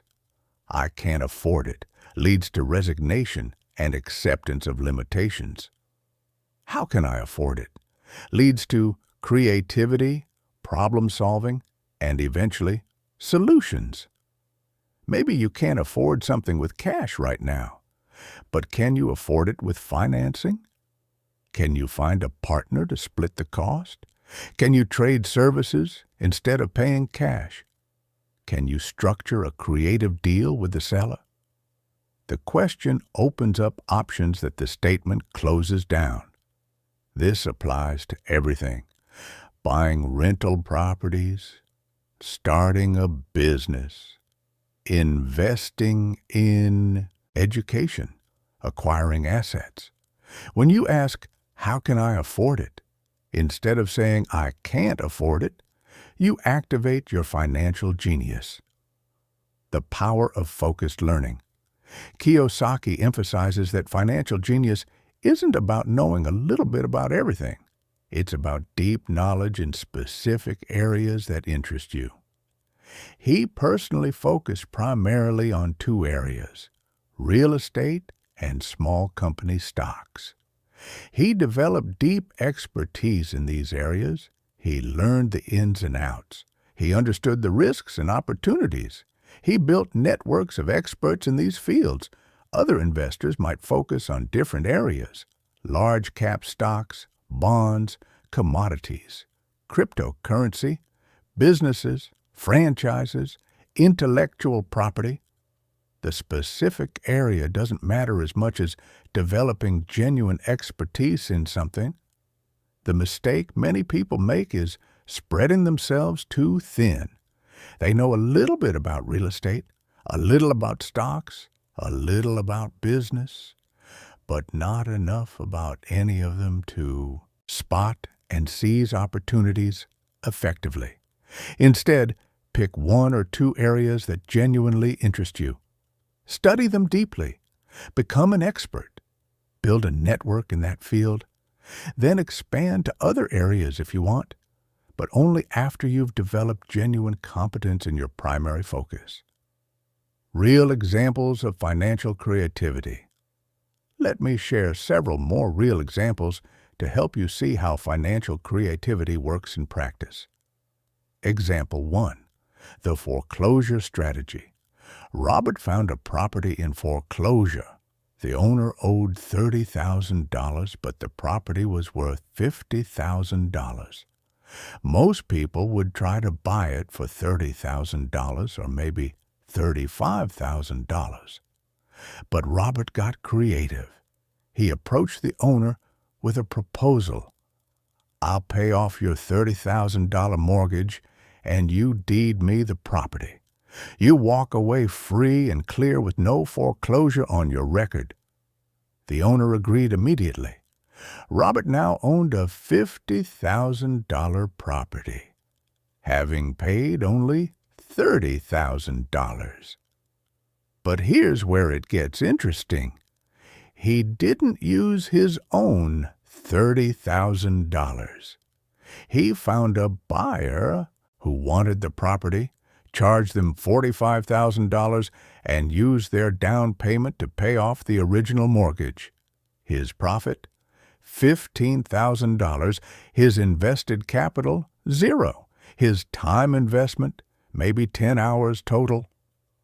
Example 2, the small company stock strategy. Robert studied small companies that were undervalued by the market. He looked for companies with solid fundamentals but low stock prices, often because they were unknown or temporarily out of favor. He would buy shares at low prices, sometimes working directly with the company to structure deals that benefited both parties. When the market eventually recognized the company's value, the stock price would rise dramatically. One company he invested in early went from $1 per share to $20 per share. His $10,000 investment became $200,000, not through luck, but through the knowledge to identify undervalued companies and the patience to hold until the market caught up. Example 3, the business partnership strategy. Robert met someone with expertise in a particular industry, but no capital to start a business. Robert had capital and business knowledge, but no expertise in that specific industry. They formed a partnership. The expert contributed knowledge and would manage operations. Robert contributed capital and business structure expertise. They started the business together, both contributing what they had rather than what they lacked. The business grew successfully. Both partners benefited far more than either could have achieved alone. Robert's capital multiplied because it was paired with expertise. The expert's knowledge became valuable because it was paired with capital and business structure. The question of timing and market cycles. One thing Kiyosaki emphasizes is understanding market cycles and timing. Markets move in cycles. Real estate has boom periods and bust periods. Stock markets have bull runs and bear markets. Economies expand and contract. Most people try to invest during boom periods, when everyone else is buying. When prices are high, when optimism is everywhere, this is actually the worst time to invest because you're buying at peak prices. The best opportunities come during downturns, when fear dominates, when prices are depressed, when everyone else is selling. Warren Buffett famously said, "Be fearful when others are greedy, and greedy when others are fearful." This requires tremendous courage. It means doing the opposite of what everyone else is doing. It means buying when the news is terrible and everyone thinks you're crazy. It means being patient when everyone else is making quick profits in a boom.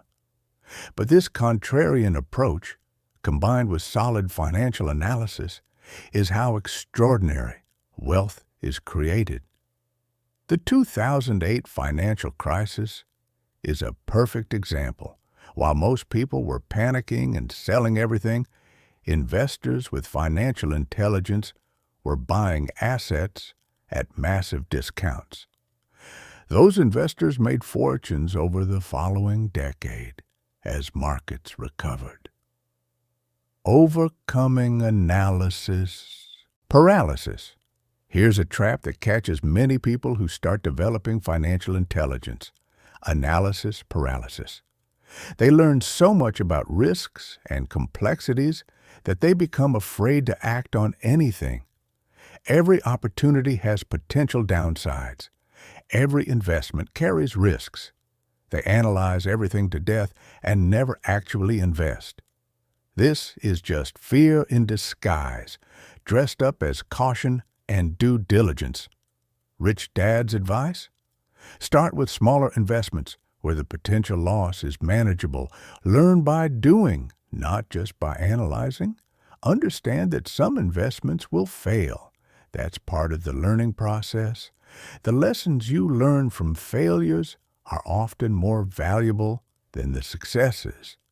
Action, even imperfect action, beats perfect analysis that never leads to action. The role of failure in building financial genius. Let's talk about something uncomfortable but essential. Failure.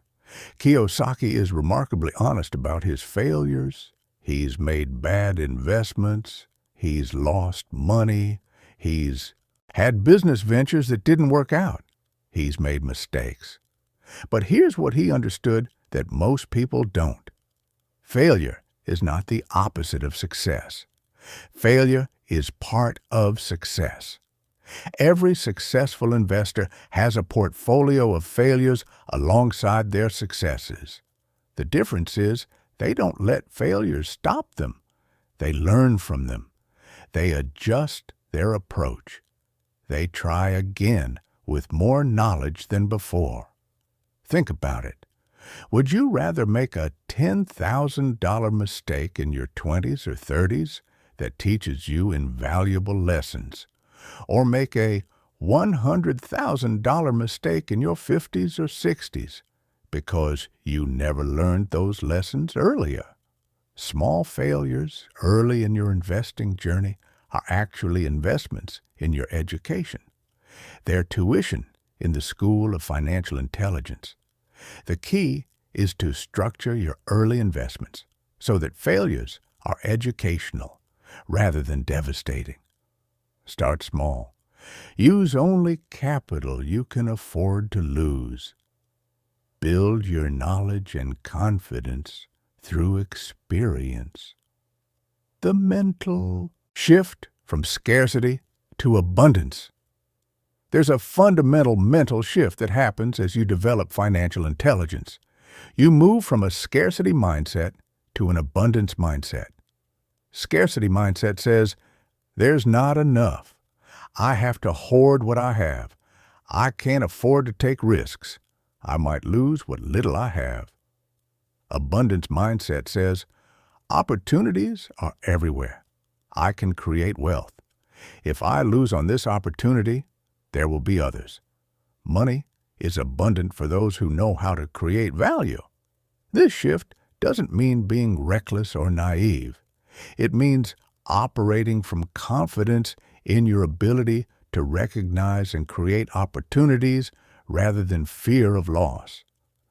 People with scarcity mindsets miss opportunities because they're so focused on protecting what they have that they can't see possibilities for growth.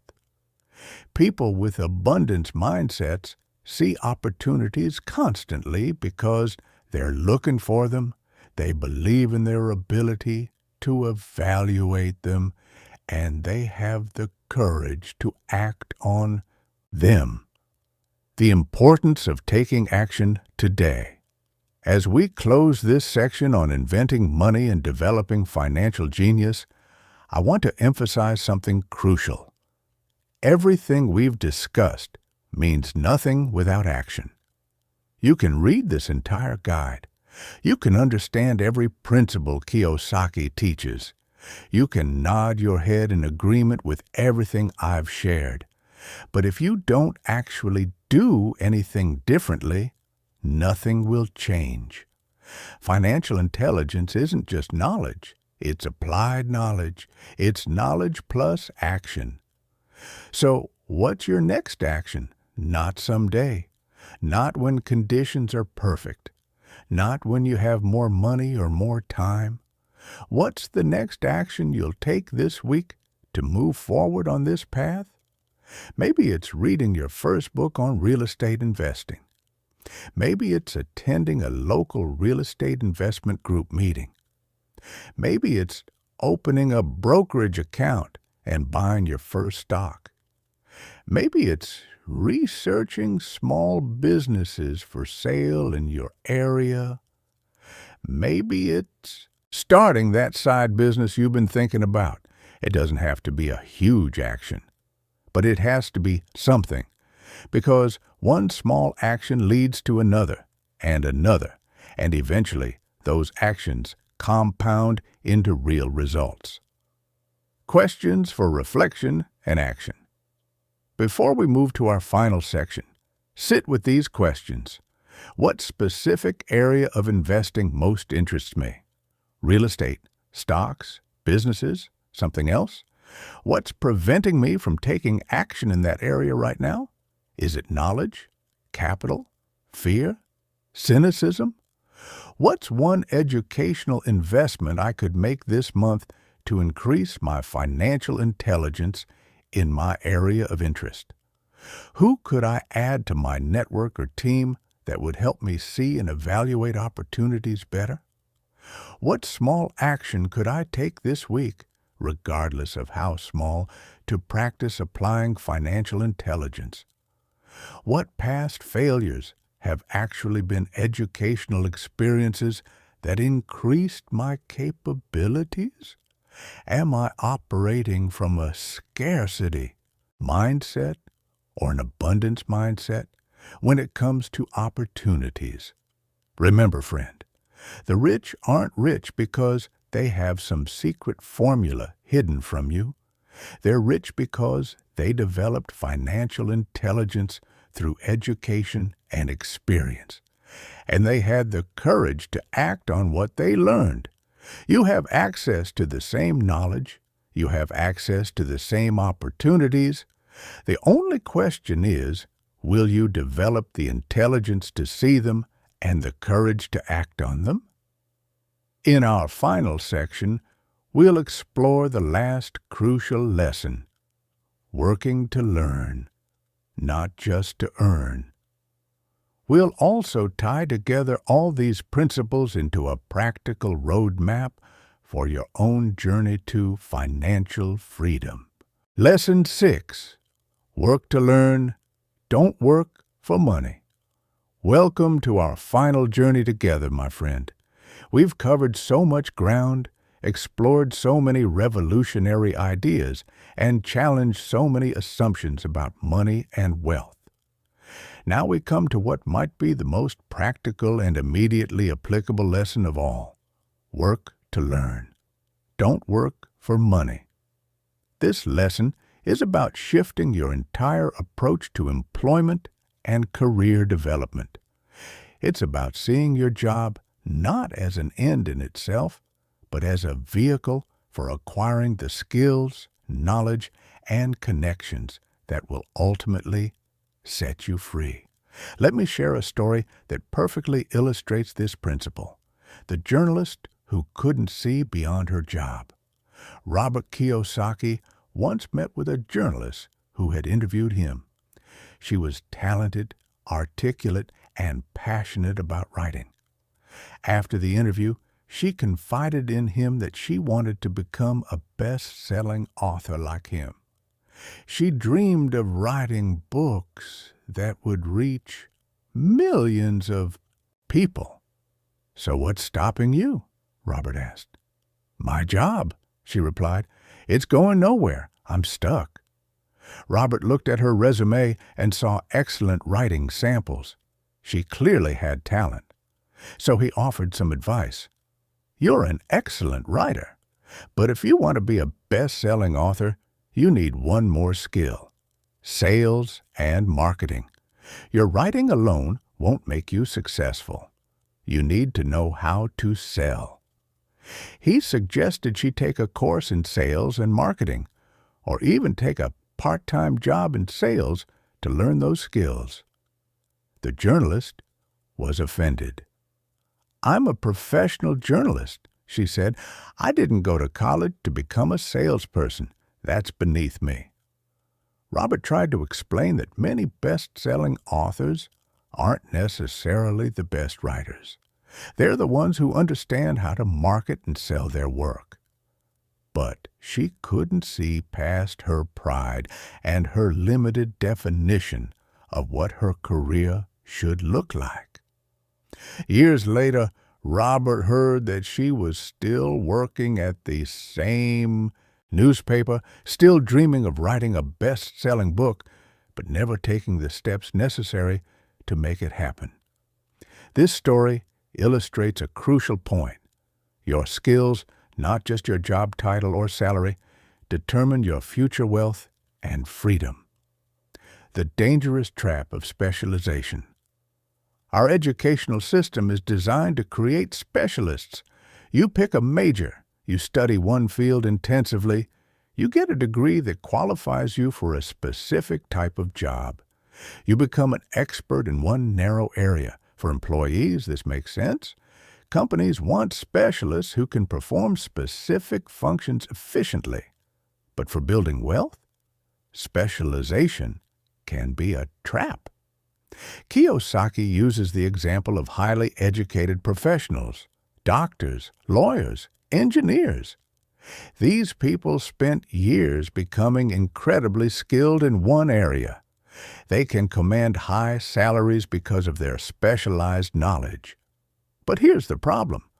Their specialization often becomes their prison. They're so identified with their profession that they can't see beyond it. They have tremendous depth in one area, but little breadth across the skills needed to build wealth. A surgeon might make $500,000 a year, but have no idea how to invest that money, how to minimize taxes legally, how to build businesses, or how to create passive income streams. Their specialized knowledge makes them excellent employees, but doesn't translate to financial freedom. Rich Dad's philosophy was the opposite. Learn a little about a lot. Become a generalist in the skills that matter for building wealth, even if you're a specialist in your profession. The skills that actually create wealth. So what skills should you be learning if your goal is financial freedom rather than just career advancement? Kiyosaki identifies several crucial skill categories. 1. Sales and marketing. This is perhaps the most important skill set that's completely neglected in traditional education. Every business needs to sell its products or services. If you can't sell, you can't succeed in business. More importantly, you're always selling your ideas, selling yourself in job interviews, selling your vision to potential partners or investors. Learning to communicate persuasively and overcome objections is invaluable. Many highly educated people look down on sales, considering it beneath them. But the ability to sell is what transforms technical knowledge into income and wealth. 2. Financial literacy. We've covered this extensively already, but it bears repeating. Understanding how to read financial statements, how to analyze investments, how to manage cash flow, how taxes work. These are fundamental skills for wealth building that most people never learn. 3. Communication.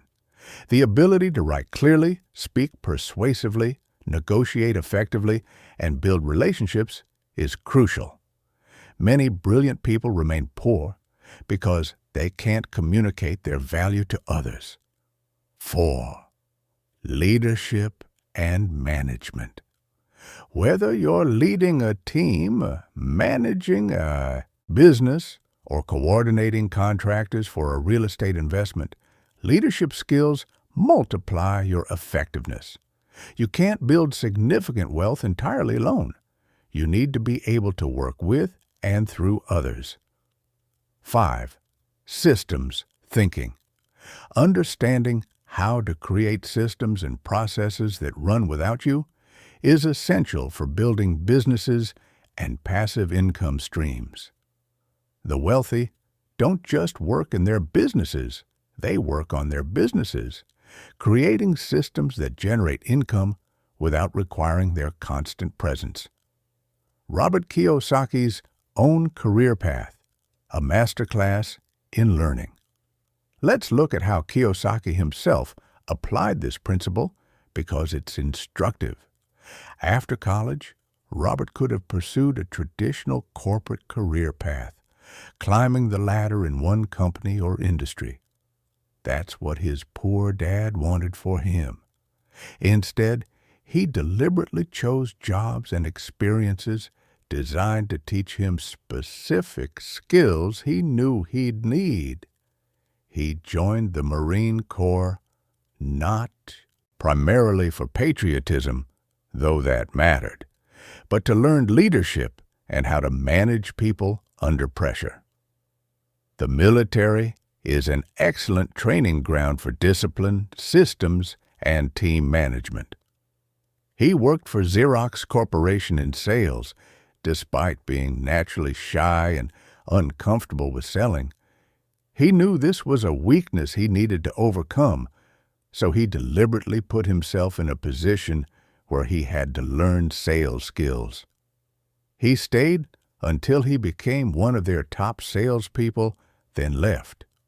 He worked in real estate and investments to learn how these markets worked from the inside, not just theoretically.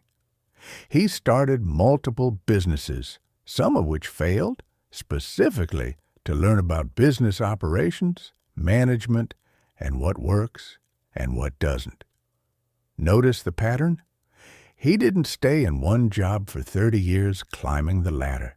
He moved strategically from opportunity to opportunity, each time asking, "What will this teach me?" rather than, "How much will this pay me?" By the time he was ready to build serious wealth, he had a broad skill set that few people possess: sales, marketing, leadership, financial analysis, real estate knowledge, business operations, and systems thinking. This breadth of knowledge allowed him to spot opportunities others missed and execute on them effectively. The two types of people, specialists and learners. Kiyosaki observes that people generally fall into two categories in how they approach their careers.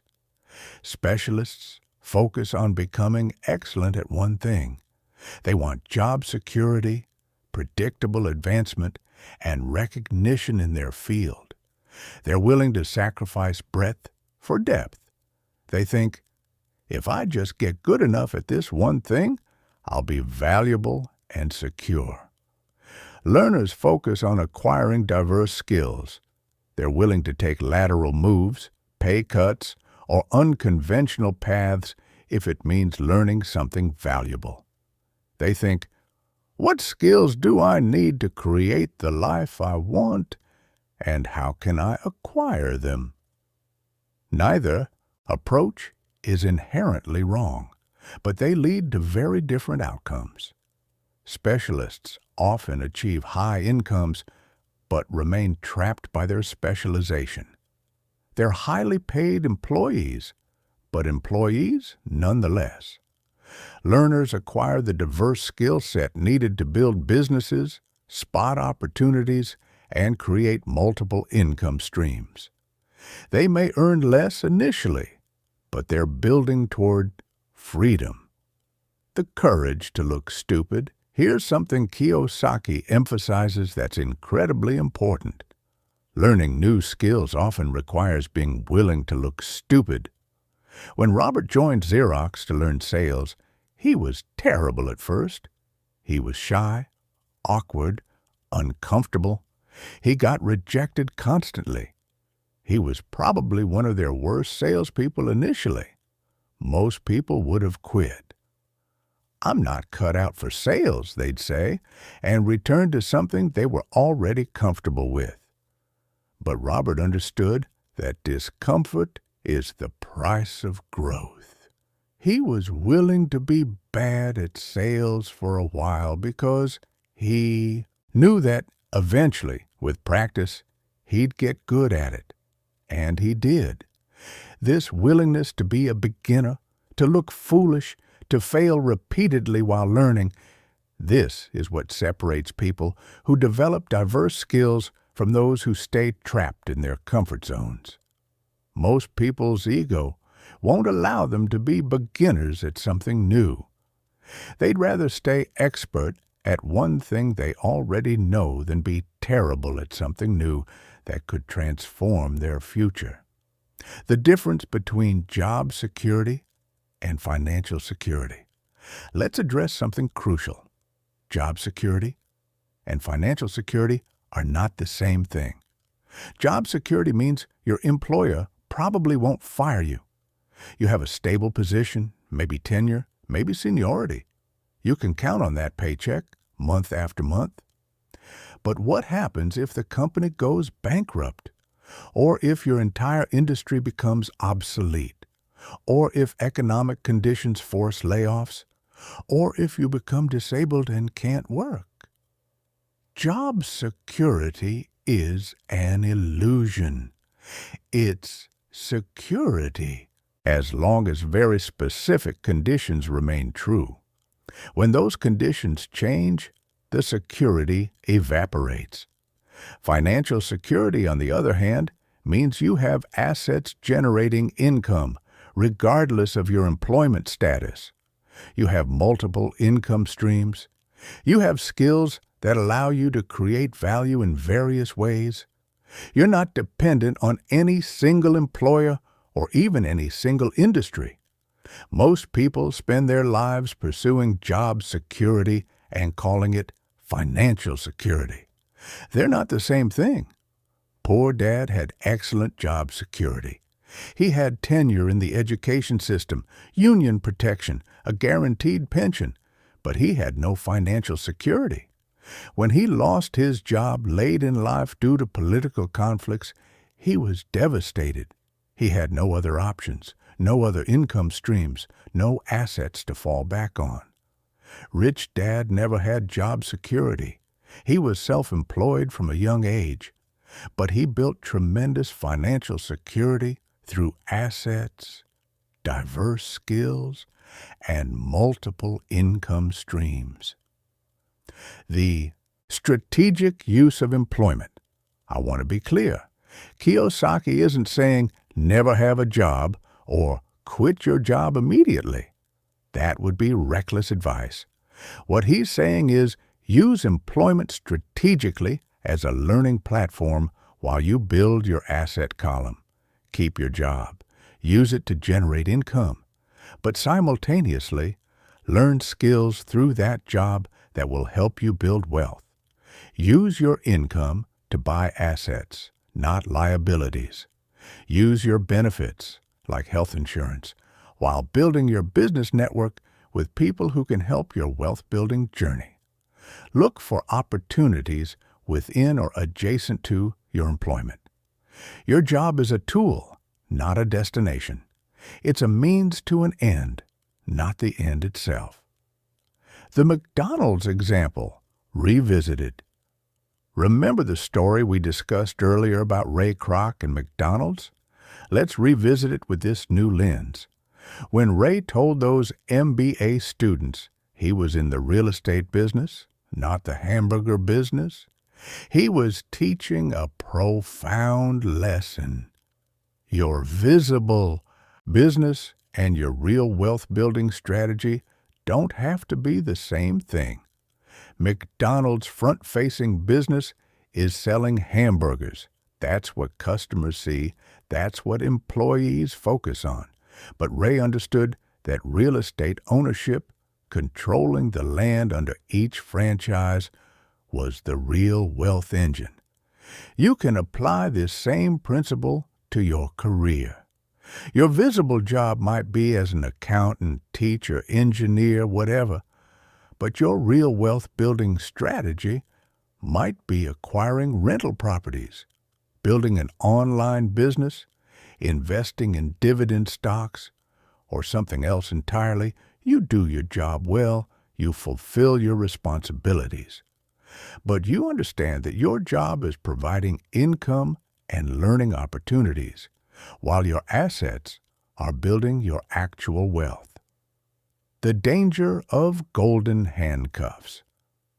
As people advance in their careers and their salaries increase, they often become trapped by what's called golden handcuffs. They're making good money, maybe $100,000, $200,000, even more. but their lifestyle has expanded to match. Big house, nice cars, private schools for the kids, expensive vacations. They need that high salary to maintain their lifestyle. Now they're trapped. They can't take a risk on starting a business because they need the salary. They can't take a lower-paying job that might teach them valuable skills because they can't afford the pay cut. They can't leave a toxic work environment because they're financially dependent on that specific job.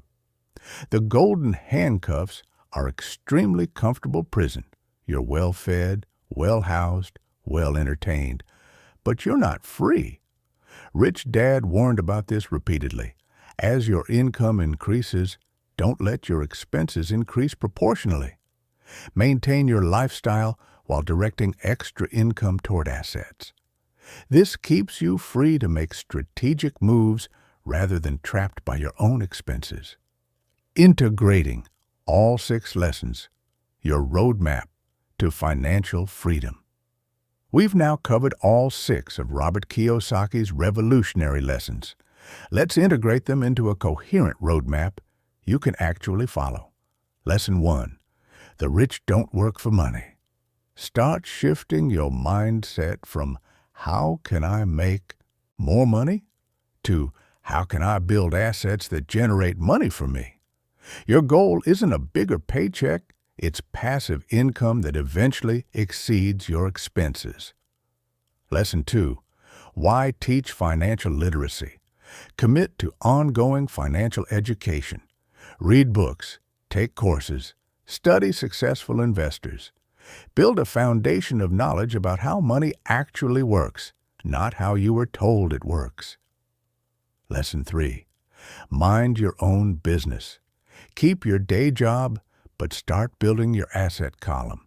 Distinguish clearly between your profession, how you earn money, and your business, your assets that generate wealth.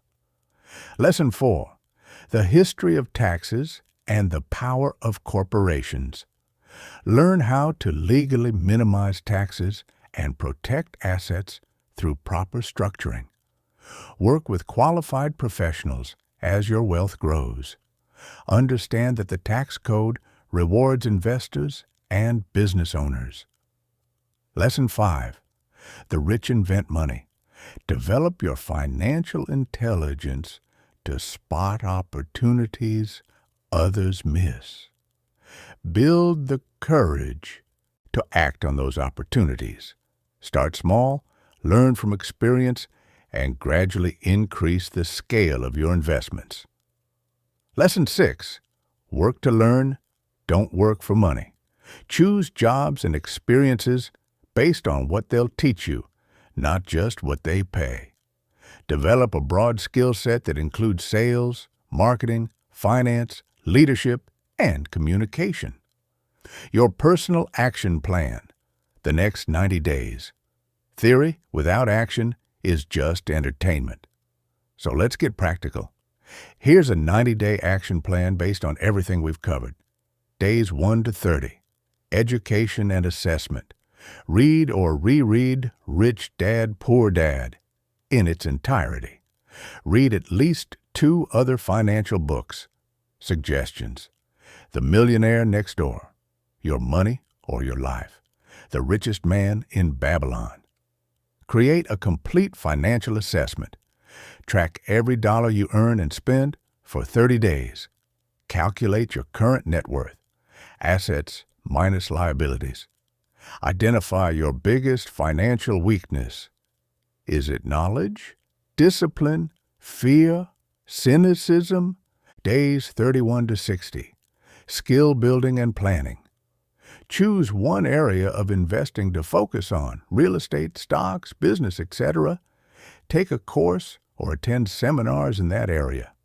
Start building your team. Identify a potential accountant, attorney, and mentor. Create a specific financial goal. I want to generate X dollars per month in passive income within Y years. Identify what skills you need to develop to achieve that goal. Reduce one major expense or eliminate one liability. Days 61 to 90. Action and implementation. Make your first investment or take your first concrete step toward building an asset, even if small. Start a side business or side hustle, even part-time. Join an investment club or find a community of like-minded people. Set up proper structures, LLC, corporation, etc., if appropriate for your situation. Schedule monthly review sessions with yourself to track progress. Adjust your budget to direct more money toward assets and less toward liabilities. The compounding effect of small actions. Here's something crucial to understand. You don't need to do everything perfectly right now. You don't need to quit your job tomorrow, buy 10 rental properties, start 3 businesses, and become a stock market expert. You just need to start. Take one step, then another, then another. The power of compound growth applies not just to money, but to knowledge and skills. Every book you read builds on the last. Every small investment teaches you lessons for the next one.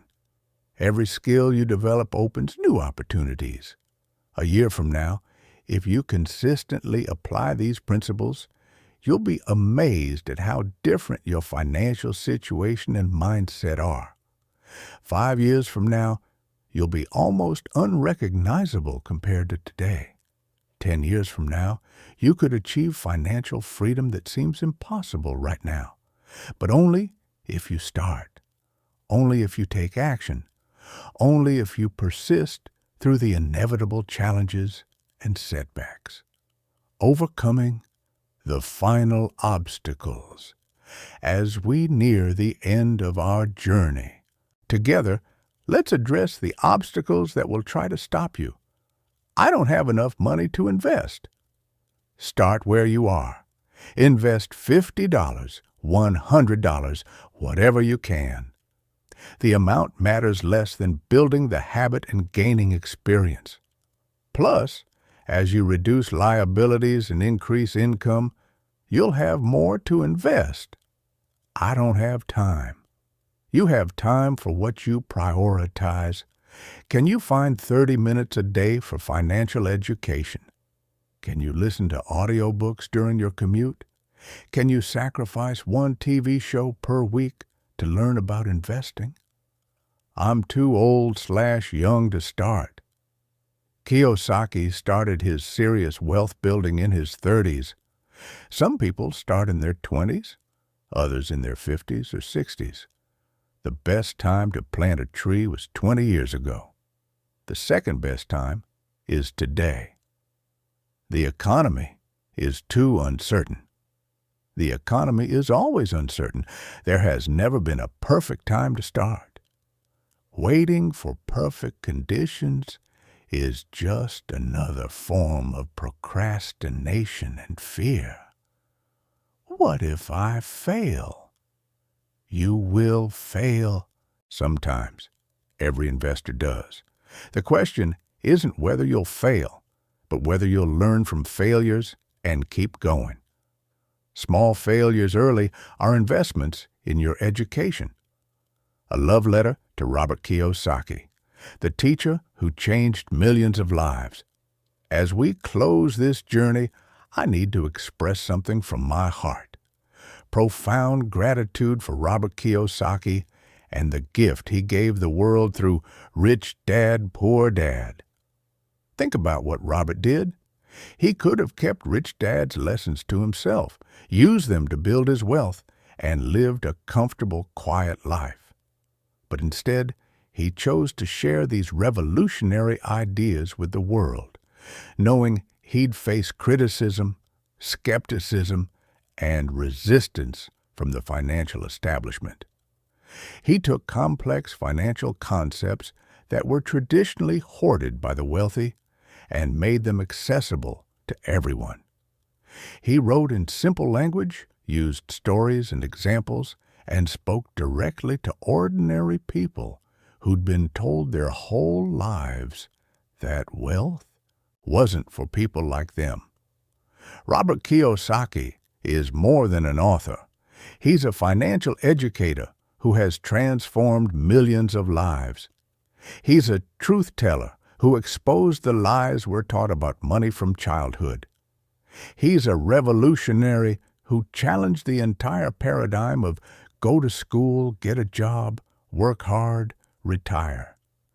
His courage in sharing Rich Dad's lessons, even when conventional wisdom said he was wrong, has created a global movement of people taking control of their financial futures.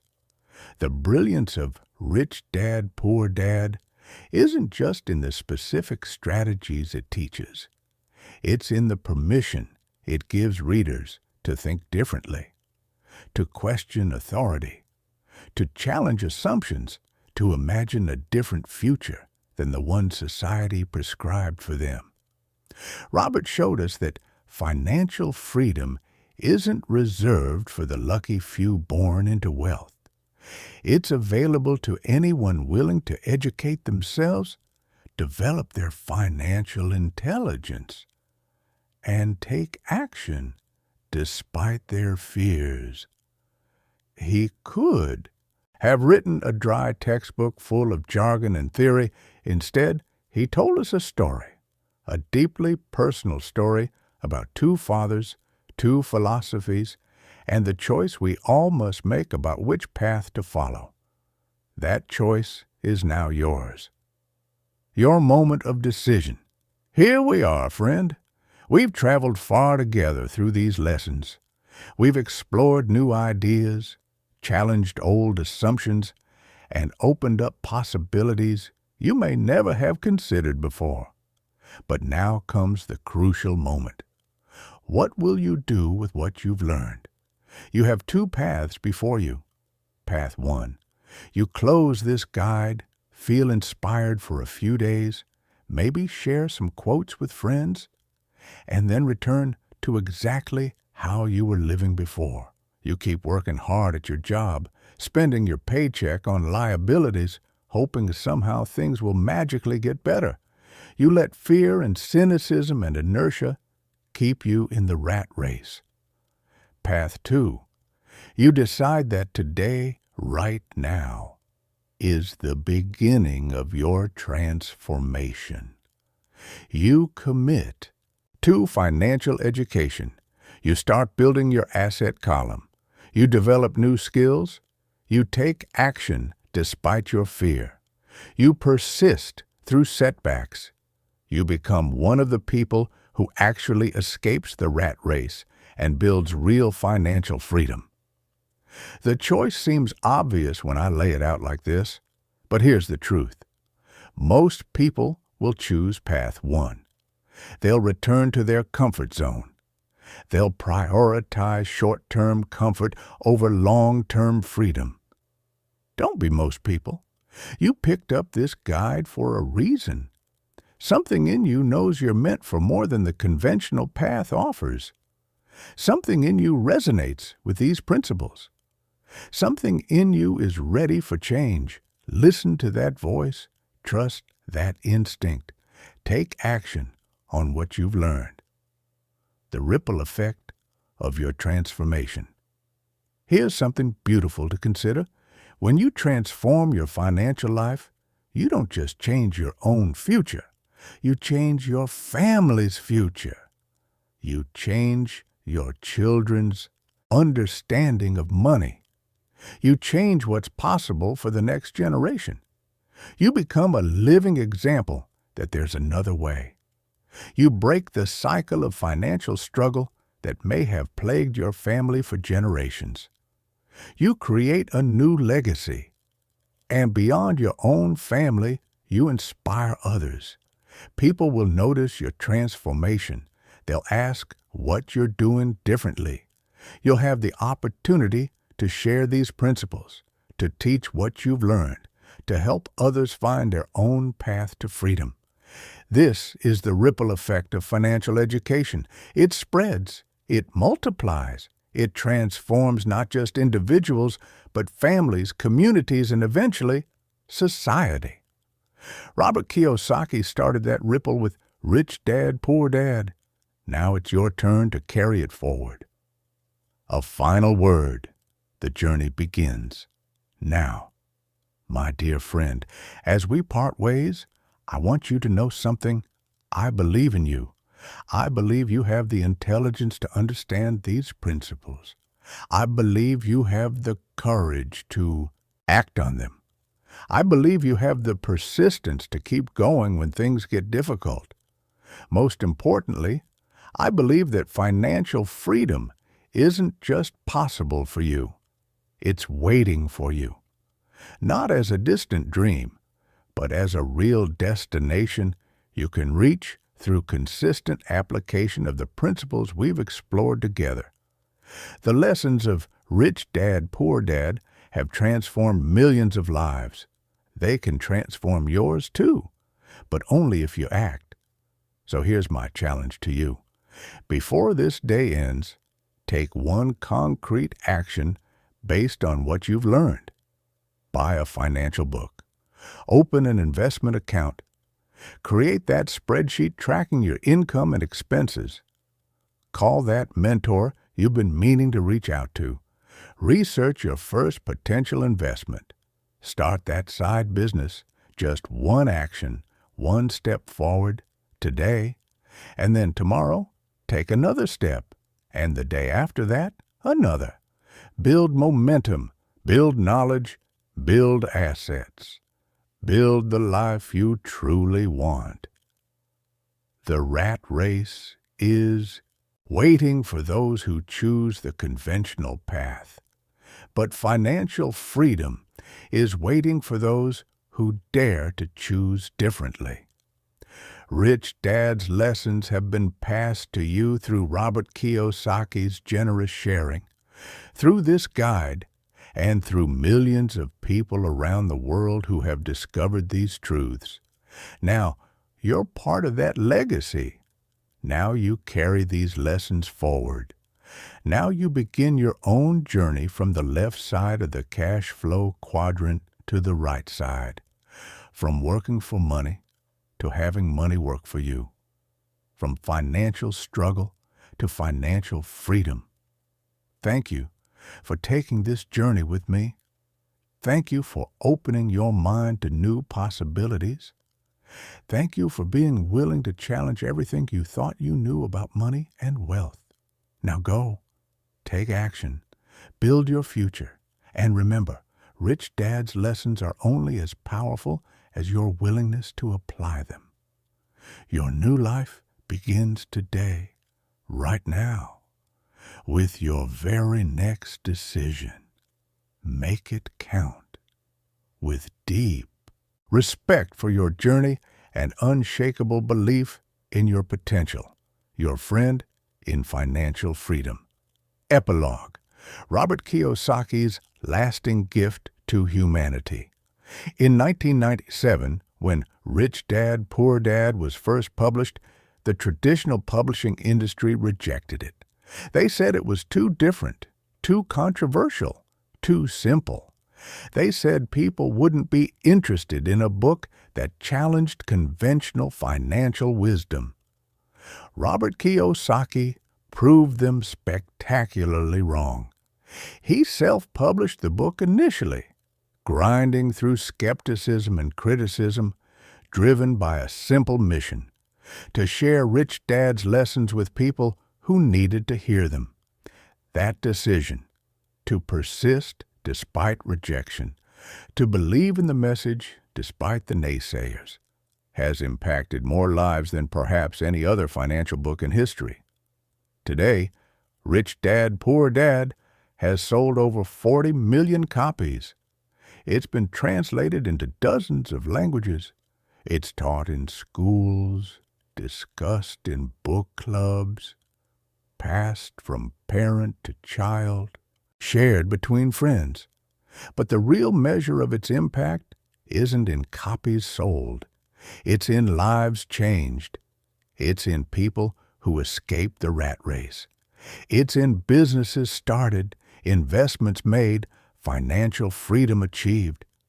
It's in the countless moments when someone read these lessons and thought, I don't have to accept the path I was told was inevitable. Robert Kiyosaki didn't just write a book. He started a movement. He became a voice for financial truth in a world full of financial propaganda. He gave millions of people permission to question, to learn, to aspire to something more than a secure job and a comfortable retirement.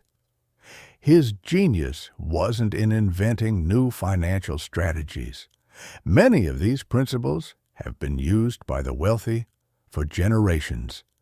His genius was in making them accessible, understandable, and actionable for ordinary people. He took the knowledge that was traditionally hoarded by the elite and democratized it. He spoke in stories rather than jargon. He used simple examples rather than complex formulas. He taught principles rather than get-rich-quick schemes. And perhaps most importantly, he led by example. He didn't just write about these principles, he lived them. He built businesses, made investments, experienced failures and successes, and shared all of it transparently with his readers. Robert Kiyosaki is a teacher in the truest sense of the word. Not someone who transfers information, but someone who transforms perspectives. Not someone who tells you what to think, but someone who teaches you how to think differently. For that gift, for his courage, his clarity, his commitment to financial education, we owe him an enormous debt of gratitude. Thank you, Robert, for Rich Dad's lessons. Thank you for your courage to share them. Thank you for changing millions of lives, including mine, including everyone who has read this guide. Your legacy isn't just in your wealth or your books or your fame. Your legacy is in every person who read your words and decided to take control of their financial future. Every person who broke free from limiting beliefs about money. Every person who built assets instead of collecting liabilities. Every person who achieved financial freedom and passed these lessons on to the next generation. That legacy grows every day, and it will continue growing long after we're all gone, because truth, once revealed, can never be hidden again. Rich Dad, Poor Dad isn't just a book, it's a revolution. And Robert Kiyosaki isn't just an author, he's a liberator.